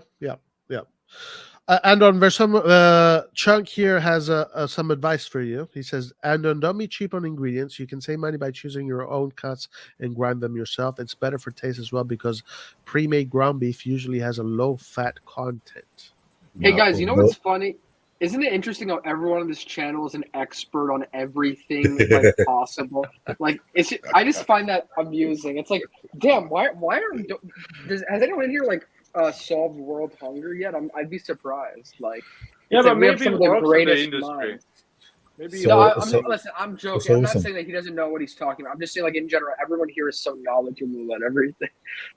So the thing is, we went for the highest quality meat that we can find here. It's a little bit more expensive, but that's why even the burgers will be more costly, because you can take pure beef meat, or you can take it. A lot of burger shops that, for example, they start out good, and after that they change the meat just to cut on expenditures. They mix the meat with soya. They add some other stuff. They mix it with pork. They mix it with other meat, so they lose on quality. Now, our intention is to go always with the highest quality, we're gonna have a little bit more expensive prices, but that's why we offer quality. So if you want to make money, you have to have quality. Otherwise, don't do anything that you're doing. Anyway, the business will learn you Yeah, of what course. path to follow. It's not like you can understand everything, or at least predict everything and the path that is going to go. Sometimes the customers will tell The you. good thing is I have a very good location. It's in the center of the city where Oh yeah, Oh, daily, nice. maybe daily on location that is place, everything in that industry. Yeah, 100%. daily on that place, over 100,000 people pass by, and I'm Wow. not kidding about that. So even if I get like 5% customers from that, I'm in a huge plus. No, it's good, man. It's good. Do The you- location is important. Yeah. Roy, Do I'm you- gonna be back in 5 minutes. All right. Anton is gonna Awesome. cover me. Are you do you have it like a late night, like in the late night hours, or is it open only during the day? Well, for starters, no. For starters, we're gonna have working time from 8 a.m. in the morning till midnight. Oh, midnight is good. Midnight is but good. after that, we intend to work 24/7. But for the start, it's Yes, expensive to have. I don't have enough people, enough employees. The problem here is there's not enough people to work anything. Everybody goes away to another country to work in. So it's very, very difficult, first of all, to find any kind of employees. And the second thing is very difficult to find quality employees. Right. So until I have like steady people that gonna work for me, I'm gonna work like that. But the plan is to work till the late hours, like till 4 or 5 a.m. in the morning, because this city doesn't have a place like that. Yes. So we're gonna change that, at least for the weekends. Is there a nightlife, like clubs next to that area? Yeah, but we usually what they do here. There's some nightclub, but usually we go like before we went to a nightclub, we go to a restaurant, but not a classic restaurant. We call it kafana. It's like more drinking, not a classic place, but to get drunk, to eat, and after that to go to the clubs. Nice. Because the thing about here and all the Balkan countries, people always complain they don't have money, they don't have enough money. But when you go outside, you're gonna see places like that where you spend all the money to drink and eat full all the time. So that's the Balkans for you. Hey Roy, Yes, sir. I want to. This is kind of sidetracking. Did you like the meme that I sent you on Instagram? Hold on, let me check it. No, it was you. You already saw it, the one about the pro clubs meme. Oh yeah. That was fun. That is so relatable. Huh? Yes, guys. By the way, Antonio and I have a pro clubs team on FIFA, and we are kicking ass. We're Division 1. We've won 2 titles in the Division 1 series On And, Xbox. yeah, on Xbox, and we're having fun. But yeah, no, listen, I know. Good luck with that, and I'm Thank you sure very that you're going to be super successful with that. It sounds like you will be. So definitely be persistent on that. It's going to be great for you.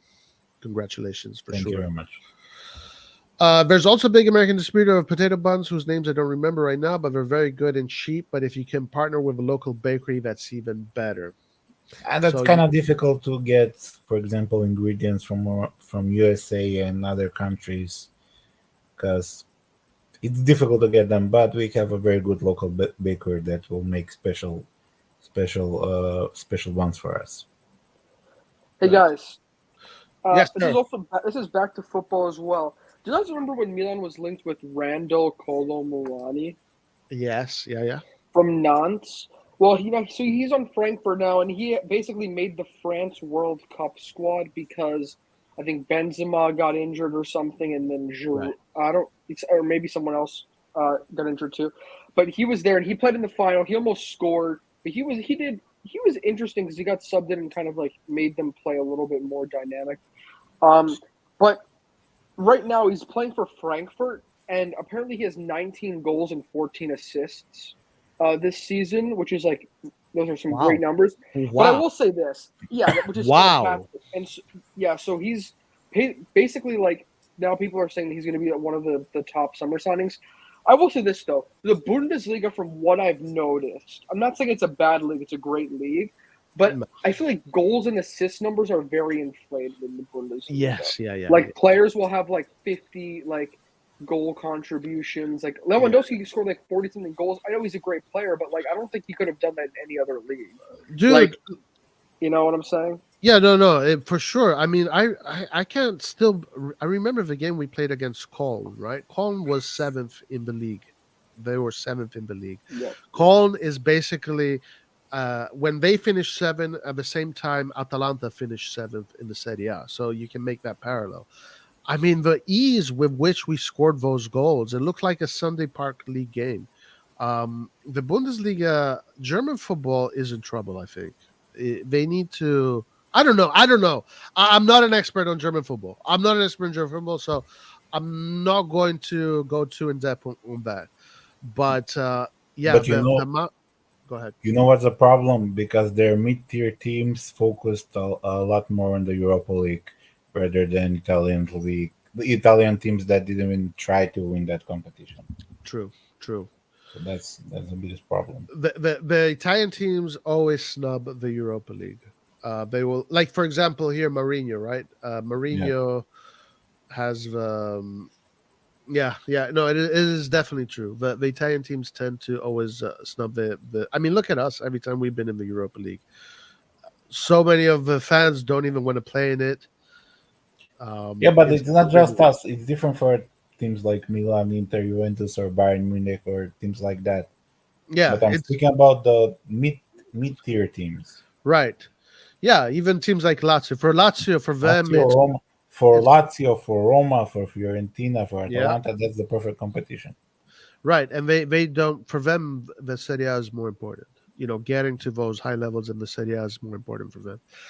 They always put in the second team, right, or the B squad for the Europa League because they want to have a full fit team for the next game, especially if that next game in Serie A is a game that. The reason is, I think, because if you get eliminated out of the Europa League, you're not losing your job. Yeah. But if you don't make top 5 or top 6 or now top 7 in Italy, you are losing your job. So I think that has a part to play in it. All right, let's keep on going with a few more players. Another player I do want to look at later on. I'm going to take some suggestions here, and also maybe you guys also have some suggestions. One of them is Retegui. I don't know much of this player. He's being thrown all over the media. He could be an interesting player. He definitely seems like he's going to be on the move. Milan is linked to him. Inter is linked to him. Some Premier League clubs are linked to him. Since he plays for the Italian national team now, I think he's probably going to come to Italy. So we are also going to look at him because I don't know this guy very well. I don't have many opinions on him. But let's look at let's do this one here. Weezo has been asking about Samuele Ricci for a while. Oh yeah, Samuele Ricci also was being linked to AC Milan not too long ago. That's right, and I believe he's a midfielder. Hey, Roy. Yes, sir. Guys, I'm going to have to get off. I've got a lot of homework, but over the weekend I should be more free. Thanks for having me on. It was really fun. And yeah, hopefully we can talk more about Napoli in the upcoming game next week because super excited about that. Absolutely. All right, I appreciate it. Thanks. Later, man. See you. Yeah, bye. So who is the next player? All right. So Weezu wants to look at Samuele Ricci. Like, what do you know about this guy? Now, Ricci also is being linked to Milan, by the way. I did see him that he was being linked to Milan. And there was also a suggestion that it might be Pobega back to Torino, Ricci to Milan. Wow. Ricci is a good player. I don't think it's going to happen because Torino is losing he's losing a player for free. He's losing a dopo for free, so he's not going to sell Ricci as well. Right. I don't think it's going to happen either, to be honest with you. They paid 10 million for him. So. Yeah. But what do you know about this player? I mean, do you consider him? I think you spoke about him when he was with Empoli, right? You were saying that it was really good. He's a really good player. He's really young. I think he's 21 or something like that. And he's a regista, like in front of the defense. He plays his better position, but he can play on can cover all the midfield. You know, with So different this guy, styles. he would be like a Benacer kind of replacement, right? Yeah, Krunic, Benacer in front of the defense. So he covers the defenders. He has quality, but he challenged. So he's a really good player. But I don't think we can afford him. I don't think we're going for him. What did you guys think about what Sarri said recently? He said that in Germany you have a German player or a player in the Bundesliga that has 3 good games, he's going to cost 4 million. In Italy, you have a player that has 3 good games, and all of a sudden his price is 15 million. He was obviously criticizing the system of financial evaluation of the players in Serie A and how that affects the market. What do you guys think about that? Do you agree with him? Do you think it's a good thing, bad thing? I agree with him because first of all, he is in that environment. So he sits on the table with the sporting director of Lazio and before with Napoli. So he knows the prices and he understands there is that issue. And I see Maldini. Maldini is going and buying players in France, Belgium, because he cannot afford them in Italy. That's the reality. So I agree with him. The reality that Italian players are more expensive than other leagues in Europe with same quality, of course. When you compare the same type of player, the Italian one costs 15, the German one, the Belgian one, the French one will cost 5. So 1/3, I would say. So Scamacca cost 35 million. The version of Scamacca cost 15 in another league. You know what I mean? Yeah. Yeah, So but he's that right also, on that. yeah, that also depends also on the exposure of the league, and also depends on the rules of the league that you have. So, for example, in Italy, you have a certain amount of Italian you have to have in the team, especially trained by the team. That's Champions League. That's Champions League, though. That gives you that. Also, So every the same is also for the Italian league, not just the Champions League. no Italian league, you can have as many European players as you want. I have a There is question no for you limit. guys. I have a You question have for to you have guys. certain numbers. So the rules they have in Italy, no, Adnan is right about this, Laird. You do have to have a certain amount of Primavera players, a certain amount of domestic. Not they don't necessarily have to be Italian. Yeah, exactly. That's what I'm saying. It is not No, it's not about the strictly passport. Italian, but they have to be trained by the team. Or have- in the in Italy, in Italy. starting from a certain age, right? Yes. So that's why even especially Italians, there is a lack of quality in talent. I would say not that it's huge lack of quality, but there are a lot less quality young Italian players than there from the other leagues. So to get a quality Italian player, a real quality Italian player, you have to pay more money. But Sarri is not talking about quality. Sarri is talking about price. So Price comes with quality. No, because Sarri is saying the same player, three appearance in Bundesliga, 3 appearance in Serie A.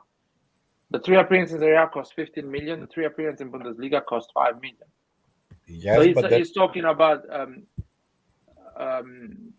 it's not talking about the Raspadori, the Berardi or things like that. He's talking about Parisi.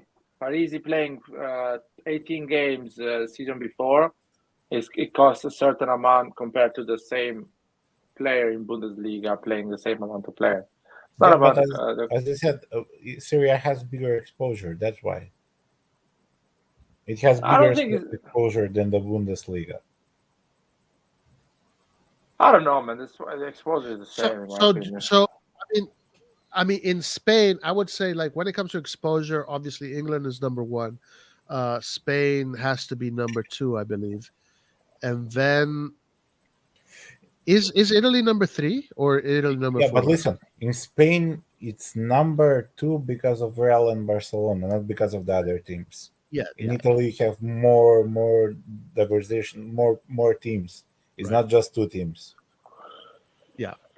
So it's I kind don't of think different. I don't think it's exposure. I think it's more like the owners of Italian clubs are they want to make the money, man. They don't sell easily. They don't move on to the next youngster. They stay with that player. So I think it's more about the way young owners deal with mid tier and lower tier clubs. For example, Sampdoria was evaluating Damsgaard 35 million. That was after At the one Euro, point. right? After the Yeah. Euro, I think. He was evaluating Damsgaard, 19 years old, 35 million. And no one made a move for him because it's like, dude, this guy had a good season with Sampdoria, with zero pressure. The objective is not to get relegated. He didn't have a good season with Milan trying to go top 4, which are 2 different things. So Sarri, I don't think he's talking about just Italian players. He's talking about the players in the league in Serie A. Is this a problem though? I mean, is this I mean it is, obviously we already know it is a problem, but I mean, what does this mean for the future of Italian football? What do you guys think? And specifically, also I would say Italian players and but the league. Because in England, the inflation that can afford it, the inflation. In Italy, it seems like we have this mini inflation, but we're not even able to afford this mini inflation in Italy. Because of course, if you compare, the $15 million dollar player that lives in Italy, in England is 40 million, 60 million, and they can afford it. They can afford those numbers. I don't know. Do you guys think this is going to have negative effects for the development of the teams in Italy? Well, They need to. Yeah, sorry, go for it. Sorry, it doesn't have to be like a bad thing, because anyway, as you said, English players with zero quality are sold 50-60 million. Italy is not putting that much overpriced players. Maybe what for England is 80 million a player, for Italy will sell it for 30 or 40. So they're a little bit more expensive, but they're affordable. They're not going over the limit. Parisi is good, huh? Yeah, there is. Guys, what do you think about Parisi as this, the elusive replacement? Not replacement. The elusive, second to Theo Hernandez. I would say yes. Another thing, I mean, Italian players, they need to go abroad on teams that afford them. They need to go to teams that actually can afford them. And another thing is, these clubs know that Milan, Inter, Juventus, they need Italian players for the Champions League list. So that's why they're overpriced, and that's why Milan is not even trying anymore. It's just growing their talent in the Primavera. So slowly is adding those Italian players in a different way. So I would say it's life, I guess. I hope we can it brings positive, it's fruitful, this whole situation. But obviously Sarri, he seems to be worried about this. Okay, so this is a player, Vitor Roque, that Tim is suggesting, and he is a youngster, 17-year-old. Is he one of the next Brazilian superstars? Let's see. Let's look at this guy. Brazil. Is he a striker? It looks like it. Brazil is always a very good ground to pick up talent. There is going to be a next Neymar, a next Vinicius Jr., a next this guy, a next this guy, a next that guy. Being able to get him before the other sharks get to him is always the difficult thing. He could be one. Like, 17 years old, yeah? Are your opinions on Brazil? I think you had some pretty strong opinions on how Brazil is declining as a football nation. Do you still share those opinions? Yeah. I still think the last 12 years Brazil has declined a lot in terms of talent. Brazil had a bigger decline than Italy or Argentina or other nations. Even Germany had a decline, but not like Brazil, because Brazil had a lot, to be fair, before. Yeah, I see what you're saying. Let's go. Very nice. I see what you're saying. I mean, they were like top, Loaded. right. If you just look at that 2002 team, you have Ronaldo, Ronaldinho, Kaká, Leonardo, Cafu, Roberto Carlos, Dida, Emerson. So many players, players that are Rivaldo, and other players that I'm not even thinking of. That if I look at the roster, oh yeah, this guy, that guy. I mean, if you think at defenders, Brazil had Cafu, Dani Alves, Marcelo, Roberto Carlos.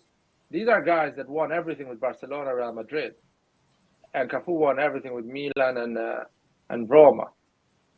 So we're talking about top tier in the world. You know what I mean? Now they don't even get closer to that. Yeah, and yeah, man, I don't know. I want to hear your opinion. One of the things that I remember from that Brazil was all those players. No matter what position they were playing in the best teams in Europe, and they're winning the Champions League every year. They were the main players of the respective teams they were playing. This time around, we don't see that as much as it was, I think. What about you, Anna? What do you think? Well, first of all, speaking of Cafu, I still have the newspaper from 2003 when they announced, because 2003 I didn't have internet, stuff like that. I found out transfers from newspapers. I still have that newspaper's article. But Which one? Or from our local newspapers when they Cafu now. Cafu is coming to Milan. This is in 2002 2003 when he came, I think, something like that. But speaking about Brazil, I think Brazil now is trying to play more European style. So Brazil lost its Brazilian flair in the last decade. So they try to play a different type of football, which Brazil lost its identity, because nowadays most of the players they have already at the age of 17, 18, they play in Europe. While back in the day you had a lot of players that still played in the Brazilian league or played in the Brazilian league till like their early 20s. And they're trying some different style which is not working. So this is not the Brazil I know, and this is not the Brazil that when you watch it you're like, wow. But you bring up, you bring up good points, and also that brings me to this other conversation that I had with Roque. This is a conversation that breaks my heart. Ancelotti, man, I do not want to see Ancelotti with Brazil, bro. I want to see Ancelotti with Italy, dude. Like, Ancelotti is like the best tournament coach ever, and Brazil should have a Brazilian coach. Italy should have an Italian coach, and whatnot. That's the way it works. It's got nothing to do with politics. It's got nothing to do with nationalism or any of that. It's just the rules of the game. Ancelotti is an Italian product. He should be coaching for Italy. I don't know if he's going to be successful with Brazil. What do you guys think about this whole Ancelotti thing, Brazil and Italy and whatnot? Well, first of all, Ancelotti can still, after Brazil, be the coach of Italy. It's Yeah, not true. And sometimes things has to go the way they go, and you never know. Maybe you will learn a lot being the coach of Brazil, and don't make mistakes if he's gonna be the coach of Italy at one point, and win it with Italy instead of. And I think the generation that Italy is growing at the moment. So we're talking in 40 years, if they go to the World Cup, is a good generation. Is not an insane generation. So maybe Ancelotti can come in when the Tonali is gonna be 30 years old, the Zaniolo will be 30 years old. All these guys, Chiesa is gonna be 32. So maybe the other generation with Camarda is gonna be 20. Ooh, Camardo. Yeah, he's waiting for Oh, Camardo. He's waiting I for don't his know, goal man. scorer. I'm not saying he's waiting, but maybe the generation after will be a better generation Yeah, for listen, Ancelotti. it is what it is. It is what it is. People make their own choices, and we'll see what happens. I'm just being honest about it. I'm a little bit disappointed. It is what it is. I wanted to comment one thing about this. I noticed. Look at this play here with this player, and this is what kind of got my attention. So look at this action. He goes in with a header. This guy gives no fucks whatsoever. Yeah. He does not care about getting hit in the face. That is a very good quality. That is a quality that I like. That no fear, right? No fear, goes in, doesn't care about getting himself hurt. You remember the whole story how CDK, the whole bitch made story started because Yeah. because it was in a similar situation like this, and CDK moved his head. Yeah, no, this guy is looking good. I don't know. He's not a striker. He's a second striker or wing. Yeah. He's like Really an strong. Aguero kind of player, right? Like Yeah, small. really strong, powerful. As you said, brave. For being 17, he has a lot of tigna. Yes. Cazzimma. Yeah. He will not be scared coming in Europe and playing the big football. Technique, and I think he's good as, in my opinion, the way he runs, the intensity he puts on his football. I think he's good on pressing and off the ball as well. He does seem to have those kind of qualities, right? Like if you ask him to Yeah. press, he's not going to shy. He looks like he's a lot of intensity in the way he plays. Ready to fight. Yeah. Does not rely on his technique. He wants to fight. Yeah. Yeah, Something that like Brahim Diaz. Go ahead. Speaking about Ancelotti in Brazil, I think it would be the perfect match because Brazil doesn't have a problem with quality players. Brazil has a problem with managing those players properly. So Ancelotti is the best, probably one of the best man managers in the world. He knows how to handle, how to conduct with big egos, with big players, and how to bring balance to the locker room. He's maybe not that great of a tactician. It was never his strong suit, but he knows how to manage the team well. So I think it could be a very, very good combination. And if that happens, I think Brazil can even win the next World Cup. Bro, if Ancelotti becomes the Brazilian coach, I'm pretty sure he will call Messias. Yeah. Can you imagine? That would be the story. Bro, it's gone. We lost him. Yeah. But Well, this Messias guy is not that bad of a player. He just needs some more consistent. he will call him. He will call Messias for the. He will call Messias for those qualifying and just to give him that moment to get called once for the national team. You're talking about Messias, possibility of him being in the national team? Get called for one game, one of those easy games, if there is any easy game. Just to give him that feeling. You know what I mean? I think Messias does. Honestly, guys, listen. I know you want to talk about a wild take. This is going to be a wild take. Anthony's been shit, by the way, so why not? In that World Cup, if they had Messias on the right side, that team would have had more balance and probably gone further ahead rather than Rafinha. For the World Cup, it was just a matter of, it's what we discuss here on this channel all the time: balance. It's like you only have offensive players. Of course, as soon as you meet a midfield with Brozovic, Modric, and Kovacic, you're going to get outplayed. Obviously, all the guys that run, Yeah, like you can't only have Casemiro who's going to put, because when you're an incontrista, a quantity player, you have to put 200% off the ball. Neymar does not do that shit. Vinicius Junior does not do that. Paquetá does not do that. Rafinha does not do that. Richarlison does not do that. I mean, at the end of the day, what I'm saying is like, damn it, you don't need Ancelotti to figure that out. Maybe they need Ancelotti. They need an outsider that does not care about the newspapers and the press and the opinion of the people. Yeah.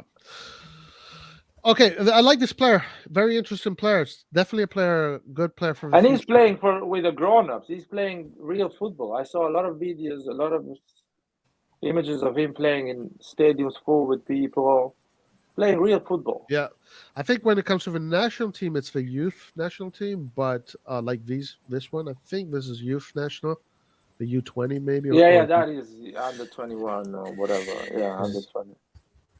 But yeah, club football is with the grown-ups. Yeah, it looks like it. At least it looks like it. Yeah. Some of the games, of course, not everything. Yeah. What is his price? What are rumors?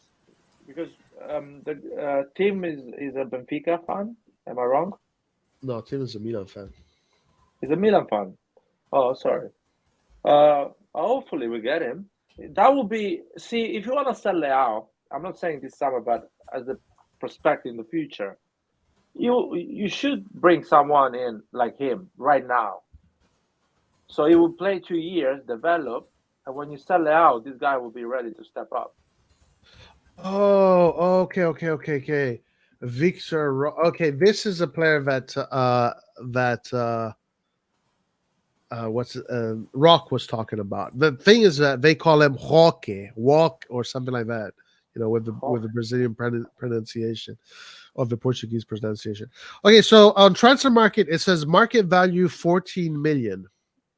So we're talking about 30. Yeah, pretty much. 18 from Brazil, Club Atlético Paranaense. Center forward, market value 14 million. His birthday was February 28th, 2005. Interesting player. Very interesting Great player, yeah. I will go for it. I'll be honest. I will sell Rebic 5 million. Oh, yeah. Another 25 and get this guy. 5 million. Did you say Rebic 5 million? Yeah. How much you want to sell him? You have to do a discount, no? Because for the all medicals they will pay for him during the 5 years of contract.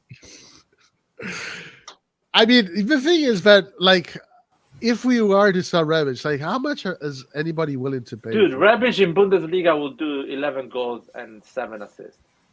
Easily. Because it's an open league, you know, there's space. Rebic run. At the end, he has space. But this guy, Adopo for free, is no-brainer for me. He's so young, and he will go on the list for the Champions League as homegrown. There's not much on him. This was from 1 year ago. This is only 1 minute. This is just like. Let's see the one from 1 year ago. Is this him? I guess so. Is it? Viterbese, yeah. Yeah, it's him. So Serie B, I guess, when he was 21 years old. Is Viterbese in Serie B? I honestly don't know. I think so. I don't think the guy made such a big jump from Serie C to Serie A. Yeah, probably it is Serie B. That is Serie B. Look at the man. He's a beast. He's another level in Serie B. Yeah, he's big, huh? Big guy. And he's really young in this. He's a 19 or something like that. He's a puro incontrista, huh? Yeah, he's a good one. And he has space. Yeah. I like him. For free, we should not even think about it. We should give him I think his salary is around 200K or something like that. Just give him a 600-700K and move on. Yeah. He has a relatively low salary for being a Serie A player. So, negotiating with him, I think, would be pretty easy. And I think he's on a free, right? Isn't this Yeah, what we it's gonna understand? be on a free.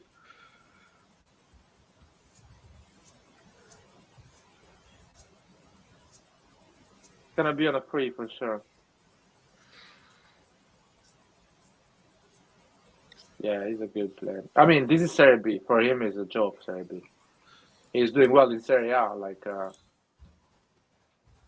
but that's when you see the talent that the guy is gonna grow well. Nice. That was a good pass. Yeah, I think when it comes to value and the quality of the player, I'm not talking about the quality as in technical, I mean the quality of the player overall. And the value it's a really good deal. It looks like it's a really good deal if he can maintain these level He's performances. 21, so if he has the right mentality, so he does not get scared and works hard, even the bad games, keep going, he will definitely do well and he's playing with Torino. I don't think he's playing a lot. He's coming a lot of time from the bench, but nice. Ooh. Could this be the replacement of Kessie that we're looking for? Even better. You think a better version of Kessie? He could become a He better has more version of Kessie. pace, he's more direct. He goes more on a vertical. You know what I mean? Yeah. Mhm. Maybe because he's more in this league is too good for him. It's too easy for him, so that's why he does it.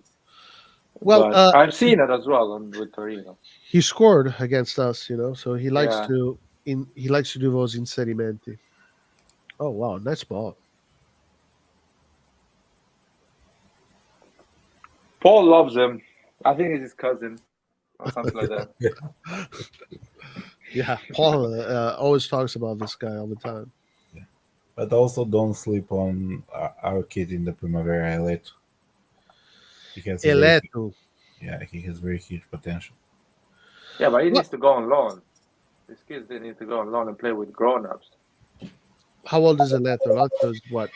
Oh, did you guys know, by the way, that our Primavera is the youngest Primavera in the whole league? No, but I know that a lot of players came straight away from U16 this season. Like Right. 9 players came from the U16. Yeah. So that also kind of explains why they're struggling, because there's a lot of players they're playing against that are 19. Yeah, 19, 20, even no 20. No, I don't think so. 19 is the biggest. Right, and these kids, and we have a lot of 16-year-olds, 17-year-olds. When you're a teenager, that 1 year is a huge difference. Especially when somebody's close to the 20s and you are closer to the 15. Yeah, right. The difference is huge. It's huge. Yeah. Yeah, I like this operation. This could be a good operation, because I think as far as bringing in quantity, most kind of players that bring in quantity, I think he'd be a good one. He'd definitely be a good He's one. on a free, man. On a free, the guy you give him 2 million as a bonus for the signing plus 700K net as a salary. The man will walk to Milan, not even get a car.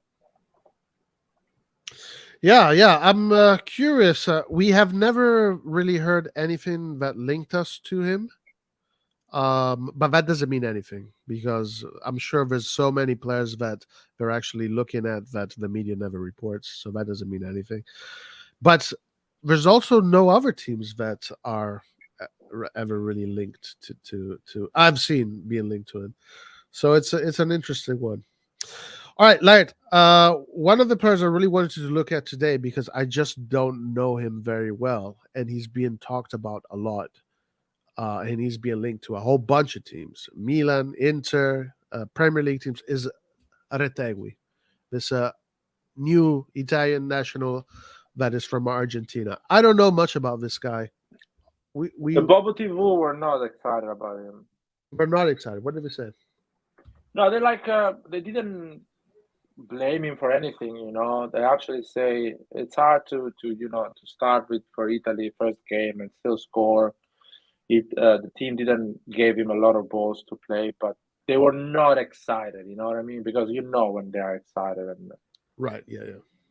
so they didn't. Especially they love Argentinian players. They're like, Oh yeah.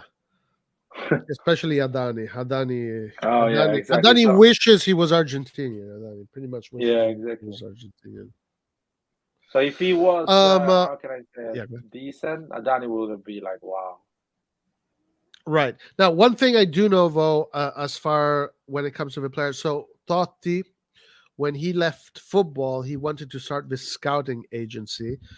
I don't really know what happened with that, but one of the players that he said recently, when Retegui was selected, he was looking at a few players, and Retegui was one of the players that he was looking at. This is about what 4 or 5 years ago when he retired. I don't remember when he retired. But Retegui apparently was one of the players that he was looking at. And Tonali was one of the players that he was looking at, right? So he was looking at Tonali when Tonali was already 16 or something like that, and he was thinking Tonali is going to be a really good player. And apparently, Retegui was one of the players that he had scouted. So that's the only thing I can associate with one of the old Serie A stars. That oh, guys, look at this, Laird. Gavin Patterson says, Roy, Moncada had a meeting with Adopo's agent last week. Ooh. Hopefully the Excel sheet of Jerry accept the request of the agent. Oh man, can you believe it, man? Roy, before we start this, yeah, go ahead. Jerry and the Chelsea owner, they're really friends. They know each other. They're close friends. Yeah, Tom Bailey And yeah, so and they're gonna hire Lampard. Okay. Fabrizio Romano is saying that it's really close to the thing. I think they called Jerry and they say, "How the fuck you doing it, man? How the fuck you having so much success spending a 1% of what you're spending?" Yeah, and he probably told them, "I have a club legend that is running the club, Ah, Baldini." wow. And those idiots are going for Lampard. Can you imagine if it's that? Dude, That would be a laugh. Dude, man, that's very possible, dude. That's very probable. That's actually a really good connection, maybe. Because yeah, I mean, look at the difference in what they spend. And Chelsea, guys, now obviously the world of football is extremely strange, and Chelsea might win the Champions League. I mean, anything can happen in football, but Chelsea might not make Europe at all next year after having spent all this money. It's incredible. It is incredible. They might not even make 7th place. Aren't they like 10th right now, or am I wrong? They are like 10 points from relegation. What? Like it's 9 points from relegation or something like that. Holy crap. The problem is that the teams under them are so bad. They will never get them, but it's still, it's weird. That is so interesting. Now that's a study case, to understand how something like that can happen. Get all these supposedly great players and then fail so miserably. There's someone here on chat that I saw earlier says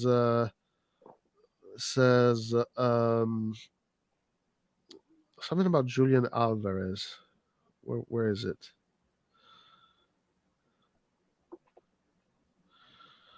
Where is it? Tell Paul that we watched your cousin, man. We showed the video of your cousin. A dopo, a più tardi, Paul.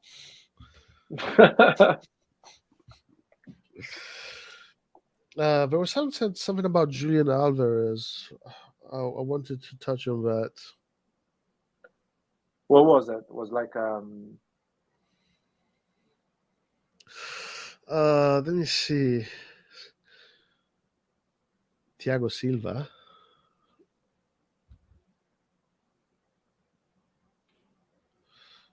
I don't know where it was. Would you go for Julian Alvarez if he is available? Oh yeah. Why not?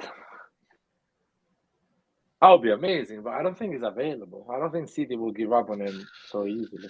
So obviously you are much closer to the Premier League because you live in England, etc., etc. How is Julian Alvarez being considered in England? He's highly considered. He's a good player. He's a World Cup winner. So he's 21, 22. And every time he plays really well. He's not gonna collect the stats that Erling Haaland collects. And the thing is that Erling Haaland is such a different player from him. Yeah. So it's not even a replacement of Erling Haaland. It's something completely different from Erling Haaland. It's really hard for him. I think, I don't know, probably he will do another season. And after that, if he does not find space, he will ask to leave. Yeah. But I think loan or whatever. I think these players, once they're in that English Premier League system, when they're young and they're having somewhat of a success, then they kind of stay in that system because the money is so good, and then they already have a reputation. Kind of like how Mahrez in Leicester, Mahrez never going to leave the Premier League. He's always going to be there. Do you think something like that can happen with Alvarez, or do you think he can move around Europe? Well, he's Argentinian, so he's different from these guys. So I don't know. He has a lot of market though. So if he has to move, big clubs will make a move for him. Or he will move to big clubs but I think City is not going to sell to direct competitors. So they will try to push him outside the Premier League. Okay. So it can be Milan, it can be Inter, Inter especially, they have a great relationship with Argentinians. Right. So. Zanetti, they have Zanetti there. Bayern Munich, can be Paris Saint-Germain, Real Madrid, Barcelona. I don't exclude these clubs. So everything is possible, but depends on how long Erling Haaland will stay at City. Maybe he's gonna make the big move to Real Madrid at one point, and City will be like, okay, don't worry, this guy is leaving, so you're gonna be there. So there's a lot of things. Let's see. Yeah, but it's not gonna be. All right. So speaking about Argentinians, let's look at this guy Retegui, or Retegol, like how he's going to be called eventually, and. I don't know much about him. I really don't. So let's see what he looks like. How old is he, by the way? 23. So he belongs to Boca Juniors, I think, or River Plate, one of those two teams. He's on loan at Tigres, and last season he was the capocannoniere of the Argentinian league. Oh, okay. So those are interesting stats. Okay, well, he's strong. He's strong, yeah. Nice. Not bad.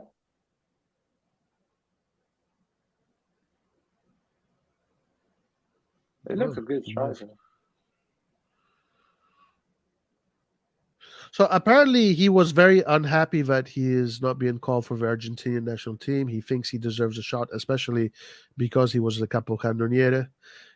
And I think he kind of stuck it up to them by saying, look, I'm going to go with Italy, etc., etc. Obviously, many Argentinians have Italian dual citizenship because of, the strong immigration of Italians there. So there's that possibility. I honestly not bad from what I'm seeing. Huh? He's got some good qualities. Tall. He has a good touch. Yeah.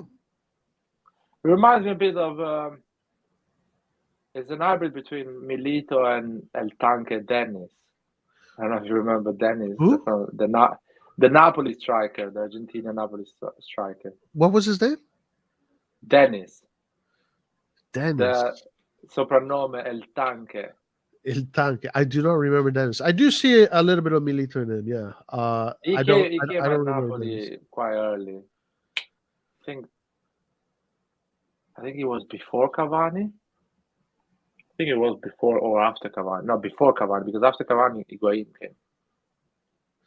Dennis. I do not remember this guy, Dennis. If you see, you will remember straight Yeah, I'll away. probably see him. As soon as I see his face, I remember who he is. Okay, so my first impression is actually pretty good.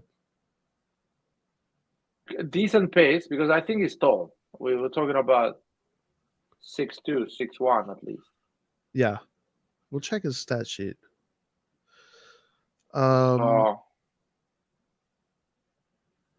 Yeah, he's being linked to Inter, to Milan, and it looks like Italy might be his destination.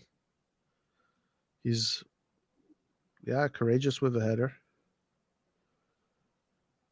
And by the way, the Argentinian league is quite aggressive as a league. Yes, very aggressive. They have quality, but they beat the shit out of you. So yeah, and this generation of Argentinians are good. This is a good generation, maybe a golden generation of Argentinians. Of course, Messi, whatnot. But you had the Fernandez, Alvarez, and all these young guys that are coming in, and right away, first World Cup. They help Messi get his first World Cup. So there's that to consider also. Okay, I'm pleasantly surprised. I did not expect to have be so. The highlights, they look good. So. He looks good in these highlights. Yeah, good runs. And Argentinian players, they always do well in Serie A. They just adapt. Yeah. It's the cultures are so similar, and basically these guys are Italian. We're pretty much Italian.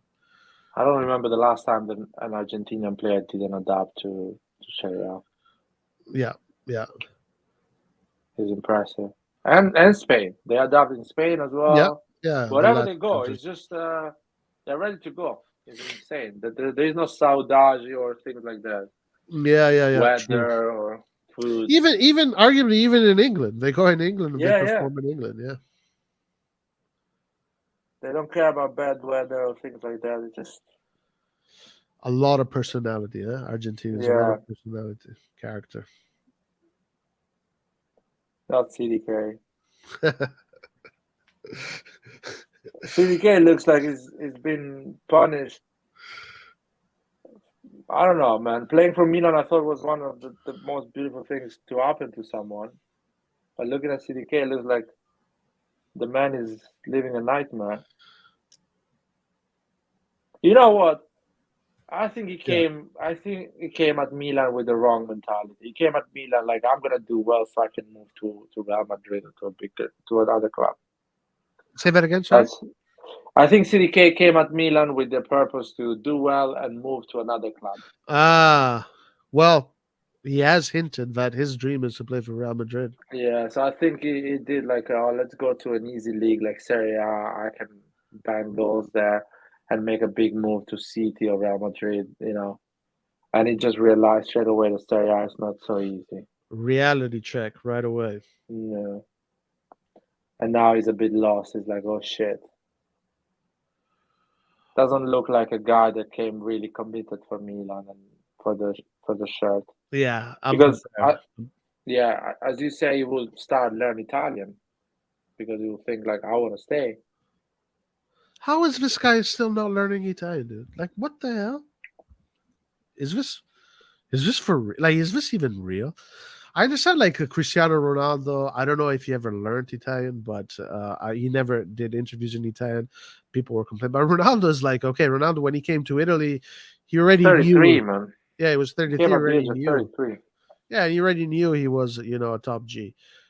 CDK is this little kid, and how is this guy not learning? Come on, CDK, let's go, my man. Let's step it up, brother. What the fuck he does in a restaurant when he goes and order food? All right, let's do a few more players, and then we'll call it a day for today. So we have Victor Boniface also. This is a Nigeria right now is developing very interesting strikers, very interesting strikers.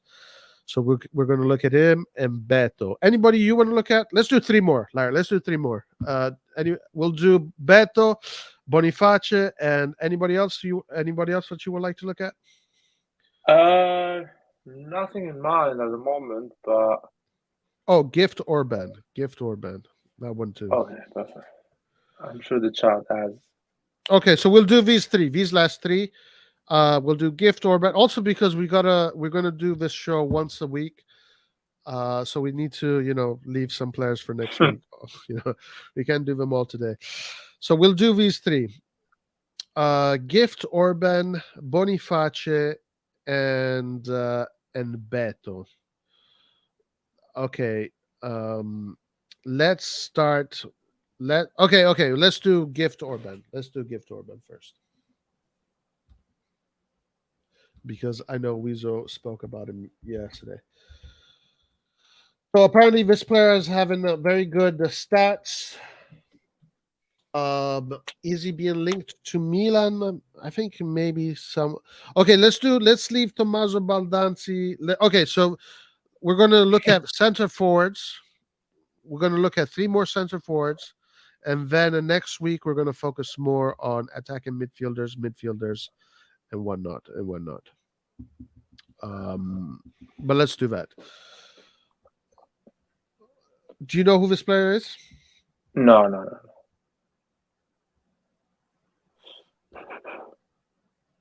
Oh, wait.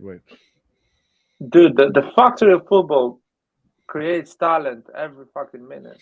You cannot keep up with the amount of players that are coming.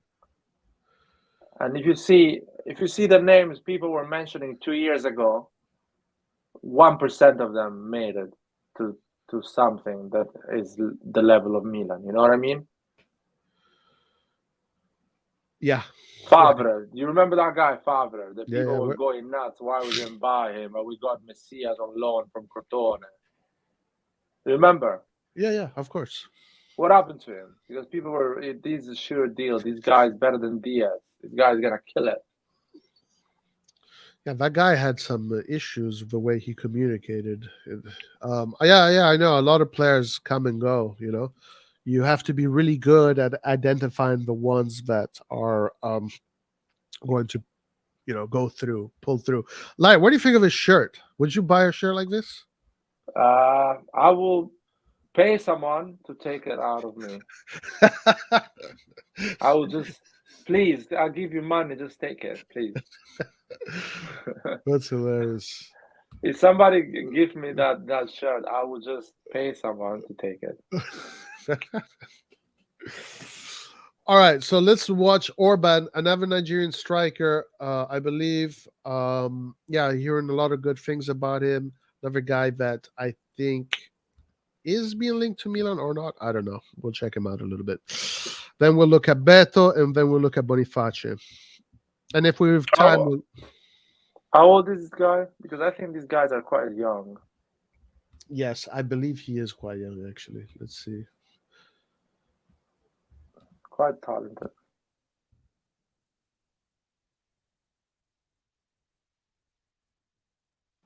Gift Orban. He is 20 years old, center forward, 9 million market value. 25, 20. He looks good. It reminds me a lot of that guy, Lookman. The style of football. Oh, Lookman. Yeah, Lookman is good, huh? Yeah, same body type, not too short, not too tall. Mobile. Yeah, you're right. Similar technique, similar body style. Ooh, nice goal. Very nice one. Moving around, right, left. Kind of a second striker, yeah? Yeah. The thing is, second strikers, they can play wing if they are willing to sacrifice and do the hard Yeah. work. If they're willing to do that, absolutely, yeah. Nice goal. Yeah, that's a good goal.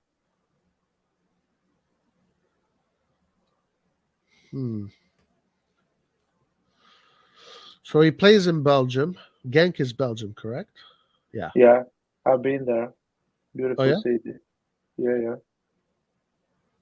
Really beautiful. Recommended if you are in Belgium. Bruges Oh, and Genk. you've been there, and how are those cities? Are they nice, clean, modern, Super or clean. No, super clean, cozy. Um, a European city is not gonna be modern. The architecture is old, but it's pretty good. Bruges is beautiful as well. Belgium is a beautiful country. nice? Um, Yeah, nice finish here. Yeah, yeah, I have some friends from Belgium. I've had some friends from Belgium. They speak different languages too: yeah. Flemish, French, German. English. It's like these countries in that part of Europe, you speak a lot of languages. It's pretty cool. It's a small country, so it's like in the middle of three, four different countries. So they will get influenced by those countries. I think Belgium is basically there between Germany, Netherlands, and France. So I mean, even though they haven't won anything great at an international level, you got to say that Belgium has been really good at developing talents. I don't know what it is they do, but whatever it it's is they're a doing, it's working. I don't know if it's a word that exists in English. Is osmosis. You know what I mean? What does that Like mean? if you're surrounded by Netherlands, Germany, and France, you Ah, will okay. you will Yeah. build talent. You know what I mean? Right. I Because understand. they will have the Belgian passport. They will go on the best academies of these countries. They will go to Ajax, Spain, or around Germany, France. They will always have quality players and incredible national teams. But being small, they will never, get the numbers of a major nation. It Yeah. will No, never happen. that is definitely true. And that is, I mean, this is one of the things I say that Europe has this advantage when it comes to football. Um, there's so much. All the top level football so Close. much of it is there. Yeah, and it's close. And also the thing about one of the big differences about Europe and other, let's say, regions of the world is that it's very easy to travel from one place to the other. Yeah. Just the train system in Europe. I was watching a map of the train system in America and the train system in Europe. Like in America, it's 5 or 6 lines that go across here, there, and there. In Europe, it was like a web. It looked Yeah. like a web. So, yeah, all of that inter, connectivity definitely helps the sport grow And the at such weather a. is of the continent is perfect for football because it's not too warm, not too cold. Yep. Um, as you say, it's a lot of cities, a lot of cities. So there is no, it's not like places like in United States where you are in the middle of nowhere. They're all connected with each other, so they can actually organize tournament. They can organize Yes. Exactly. event. The big cities have the suburban areas of the kids that play football all day. The small cities have the kids that play football on the organized team, local teams. Yeah. Yeah. Okay. So, Laird, any what is your well, not conclusion because this player still we don't know enough about him. What do you think? Like, is there a player that you would say I would take this player out and bring him in at for Milan? Talking about this player right here, Orban. So all the players we're watching right now, apart from Retegui, which is 23, so he's ready to make that step. These kids, 20, 19, 18, whatever, they should get in without anyone going out, or at least no one relevant going out. They should not come in to replace someone that is a first squad or a first choice for Pioli. Good point. So So that they will develop. They will have like that year that Branks or Chow had. Yeah. No, that's actually a really good point. That's a very good point. Slowly get into the first team when injuries happen and the chance will come. Yeah. Yeah, I see this guy moving to like I see him do well in Serie A. He looks like that he has yeah, he looks like He Lookman. He looks like Lookman. he And reads the game well. You saw yeah, the position in the right place for the corner cross. technical, not very imposing physically, but it doesn't matter. Like some these players will always find a way to be effective. Courageous, technical. You know what? The thing about Belgium right now that leaves me a little bit of a sour taste is the whole CDK thing. Is like, Mm, when you come from Belgium, then you come to Italy at a young age, you know, are you ready? And what is the difference so much big that it takes you this much to adapt? I mean, Salamakers came from Belgium. Obviously, he had his moments that he needed to adapt. I think Salamakers. I think less was asked of Salamakers, maybe, and that helped him. yeah. But I don't know. Do you think Belgium and the difference between Belgium and Italy is so big that it's hard to really have an opinion whether or not a player like this would perform in Italy at a decent amount or not? I don't know. I really don't know. What do you think? Uh, I think I wouldn't blame the entire country for the CDK failure. I would say.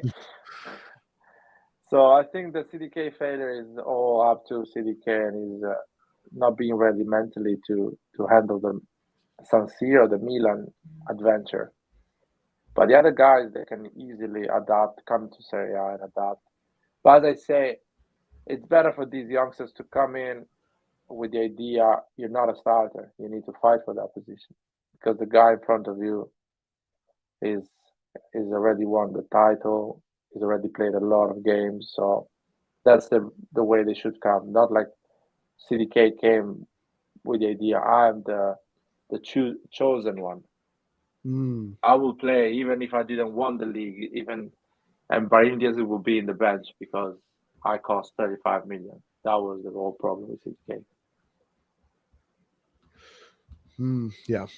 Yeah, the conditions in which he came really weren't ideal because the amount of pressure, and then you have to really perform. It's not just a dream. It's like, okay, shit, this is real.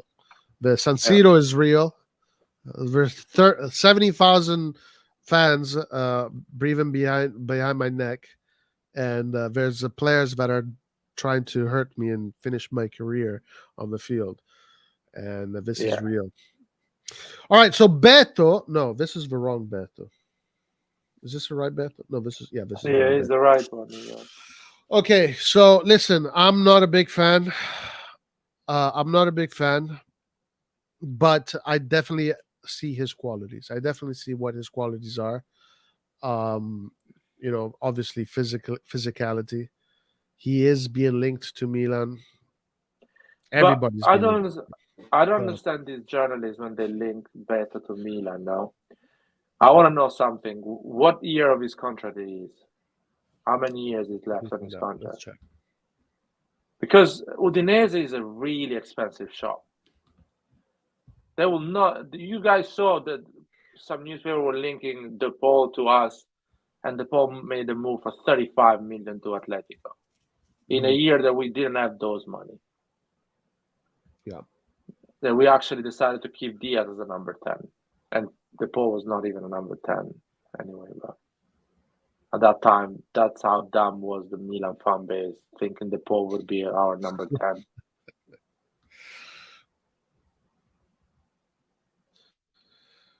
Okay, so Beto contract expires in 2026.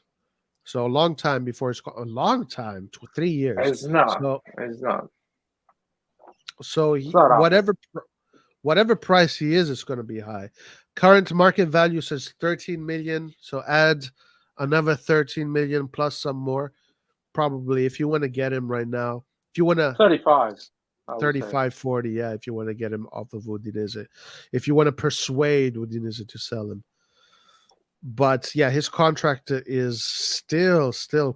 I mean, he just signed a new contract last year, in Yeah. July last year, last summer. So still a lot to go with his contract. What do you think about the player? Again, like I'm being honest, I'm not a big fan. Like I can see his qualities. I mean, look at him; he's a beast. This guy's. He has a lot of pace, and he's Yeah. determined. He likes to. He's a fighter. I don't argue that he's a fighter.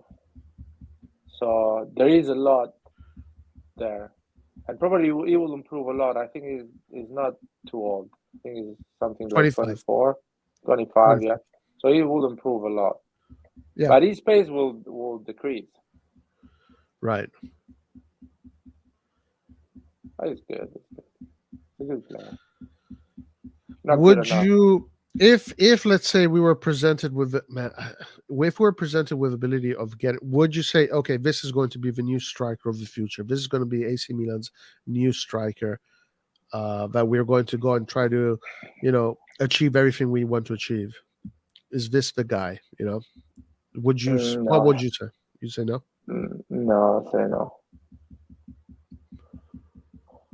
I'll say no because I mean I don't know. To be fair, strikers I don't believe on highlights. I need to watch them at least 1 or 2 games. Yeah, because there's so much more, right? It's just not the Yeah. goals. It's also how you press, how you work off the How ball. you get a foul? How you get a foul? Yeah, Sometimes you need to be good at getting a foul. Yeah. A lot of things, Of course, when it comes to highlights, we only see maybe 30% of the full package, because the other 30% is what he does off the ball, and let's say the other 30% is his overall tactical acumen.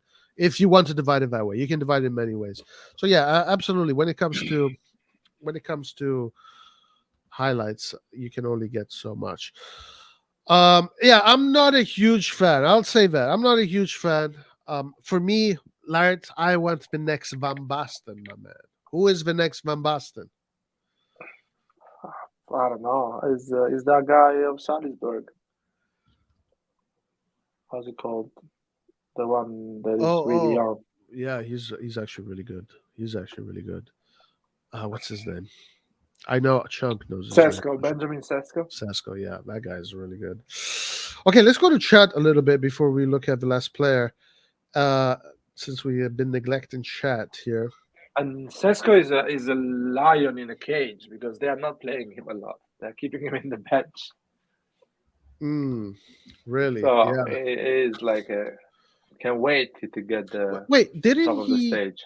Wasn't he? Didn't they buy him? Didn't another team actually buy him? Or Still Red Bull. I think the one that sold Nkunku, RB Leipzig. Okay. Same system, Red Bull. So they What sold yeah, sorry, go ahead. Nkunku. No, they sold Nkunku to Chelsea. That's it. What about this guy here that Rodriguez Bob is highlighting? A guy that you actually brought to my attention.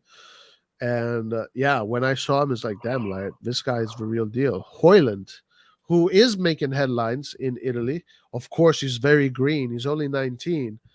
But this is a player that's a very unique kind of player that at 19 comes to Italy and kicks ass like this. Not every game, but has more moments than less moments of brilliance.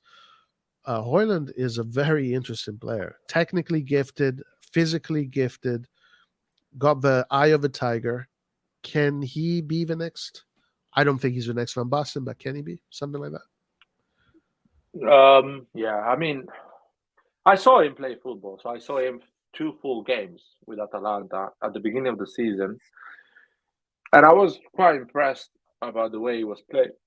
And I was like, oh, let me check the age. And I was expecting like 24, 25, something like that. When I checked and he was 19, I was shocked. I was like, this guy is a real deal. He is a player. So I will go for him. I will pay the 40, 50 million that supposedly Atalanta will ask for him. Would you break the record for Højlund? I can't wait to break that record, man. Even for you, man. I will buy Roy for 50 million just to not see Bonucci in that top list. I will buy the random dude in the street for 50 million. Just not see Bonucci in that top Just list. to not see Bonucci on the top of the list. That is a stain. That is a stain on our History. Yeah, it is It's just definitely a stain. Yeah, that is definitely a stain. The Fassone Mirabelli era definitely, and that but I will spend 40, 50 million on this guy.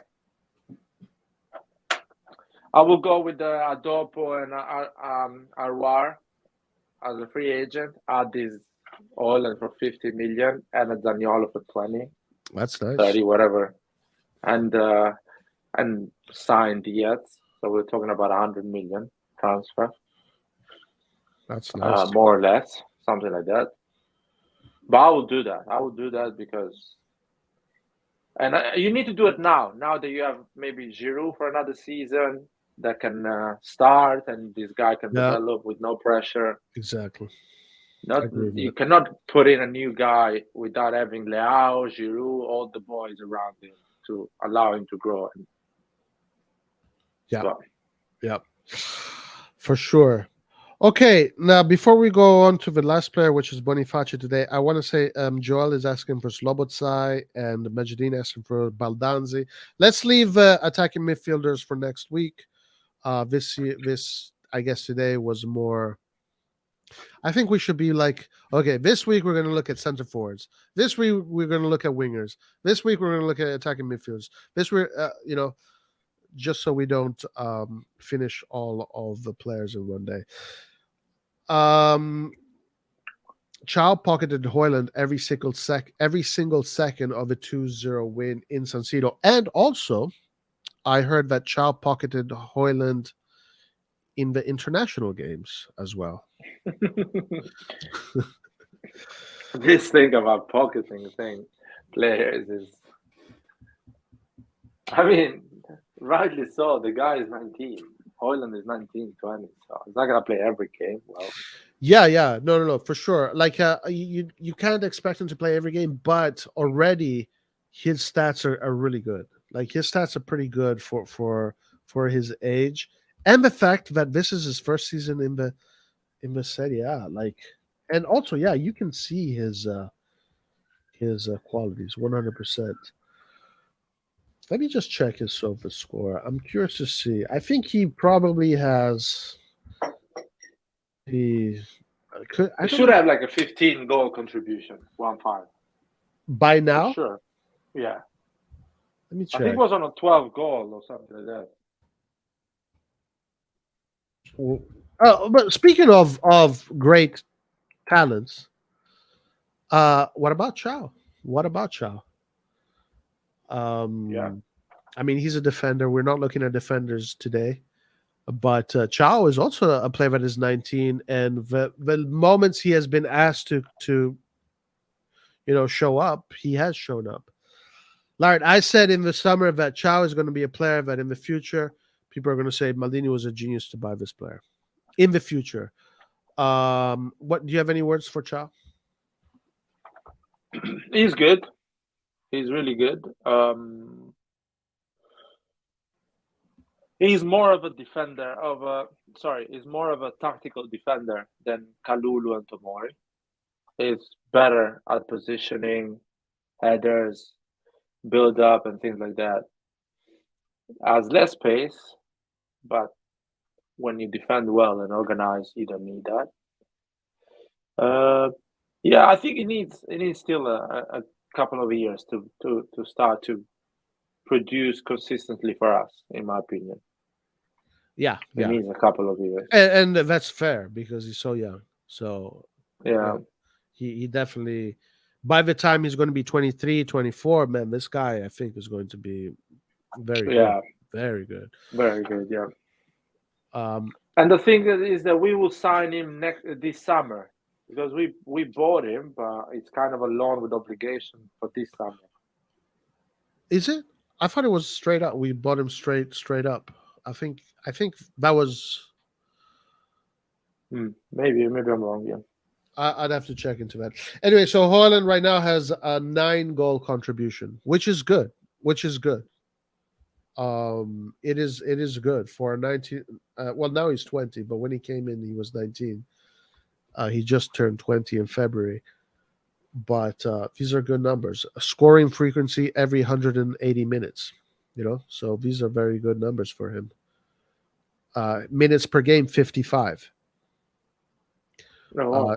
Started 14 games out of 24. Of course, he's still a youngster, but I imagine this guy when he is 24, 25, and the kind of numbers that he's going to be doing. Okay, let's look at this last player here, Victor Boniface. Victor Boniface, Laird. Have you heard of this guy? Never heard. Another player that is being linked to Milan. Everybody's being linked to Milan. This player here, Roque calls him the what did Roque call him? The Osimhen, the dollar. No, oh man, what does? Okay, I got. What does he call him? Cheap version of Osimhen. Yeah, the dollar The store, wish. the dollar store version of Osimhen. In America, there's these dollar stores where you buy where everything costs like $1 or $2, right? Yeah. These and that's yeah. Roque, by the way, guys, is not doing streams lately because he can't, but he will be doing streams soon. He's on holiday. He's on holiday. You should join his streams, Laird. They're fun. He's a fun. He's a fun. I host. need to join them. But he's been doing the latest one. He's been doing them quite late. Oh, right. Yeah. True. That's right. And the beginning I couldn't follow as well. So, but I'm definitely gonna join the next one. Oh, look at that pitch, man. That was not grass. That's oh, best of the Victor Boniface. This guy's been playing on the. Check that video, man. Which one? The one with the ground that is not grass. This is from 5 years ago, though. I want to see it, man. Wait. How is this? I mean, wait. This is 5 years ago. So this guy is lying with his age. Wait a minute. So he is. Or maybe it was a kid. It was like fairly 15. young. I think this is in Africa. It looks Nigeria, maybe. Oh wow, that's rough. Do you think this guy is 20 years old? I'm not sure. Let me check his age.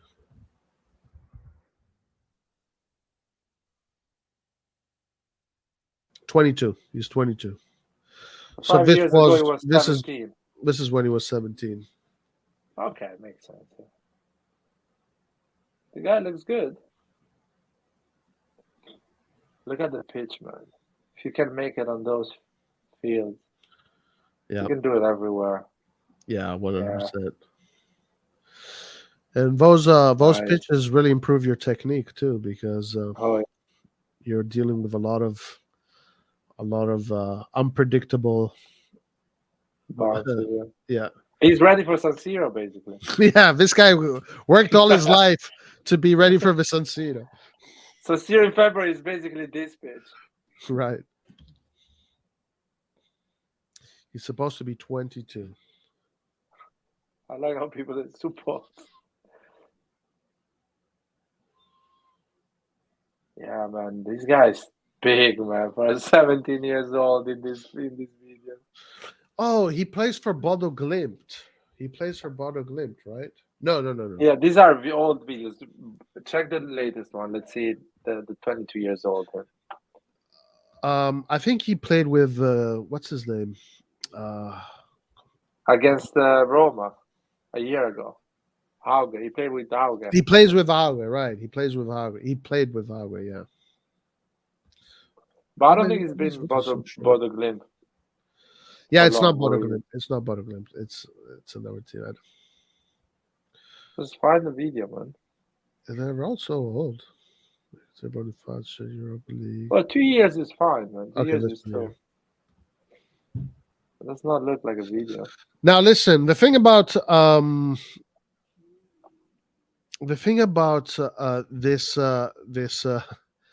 series, the Scout Report, is that some of them might be blocked.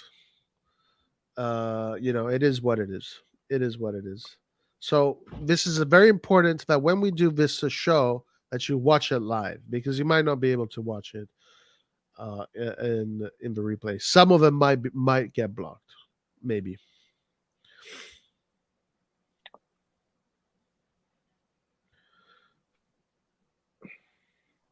Oh, okay. This is a journalist. Never mind. Yeah, I think the first video, yeah, something. This is from This 2 years. one, but 2 years is decent. 20 years old. I like. What to about this other one? Okay, let's do this one. 6 months. The guy has an insane physique. Yeah. Yep. He must be taller than Leao. Oh my god. Oh yeah, I remember. He's 6.4. Wow. This is a Is big Zlatan man. level? Zlatan is 6'6" or something like that. I'm not He's sure. tall. I know that Chow is 6.4. That's a tall But dude. look at his shoulders. Look at his all muscle. His physique is insane, man. He's almost looks like an MMA fighter. Proper Nigerian, Yeah. type of player. Tall, broad shouldered. Yeah.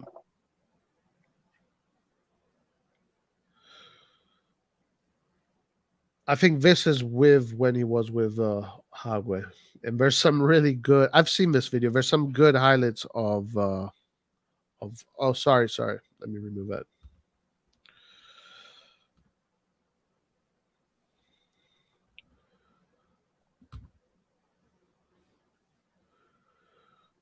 He reminds me of Lukaku. Yeah, he kind of does have that body type. Yeah. Yeah.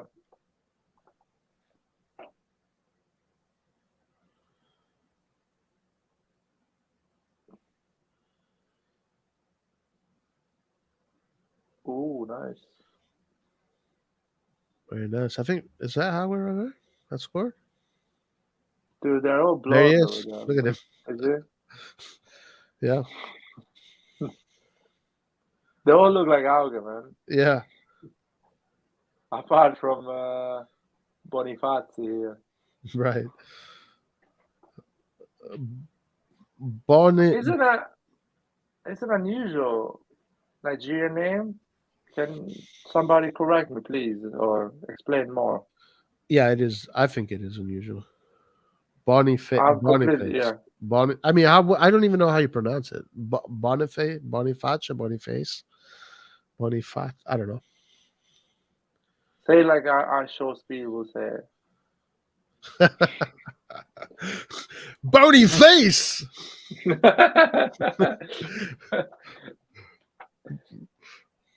He's a striker. The guy is a striker. Yeah, I would go more for him than Beto.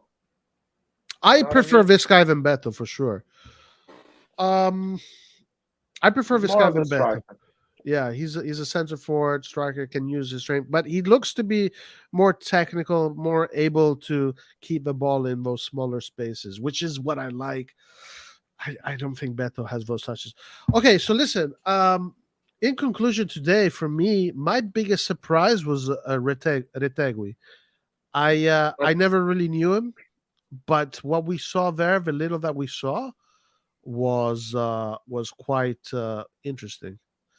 And because I know he's on the move. This player, I think this player too is very interesting here, and I think Yeah. he's cheap, and he could be very interesting, very interesting. Larry, what about you? What did you make out of all the players that we saw? Any players that stood out? So I like this one, the last one. Retegui surprised me. Pretty good, is I like. Hoyland as well. Good. All of them were good, I'll be honest. They all are, pretty interesting. And they will fit Milan well.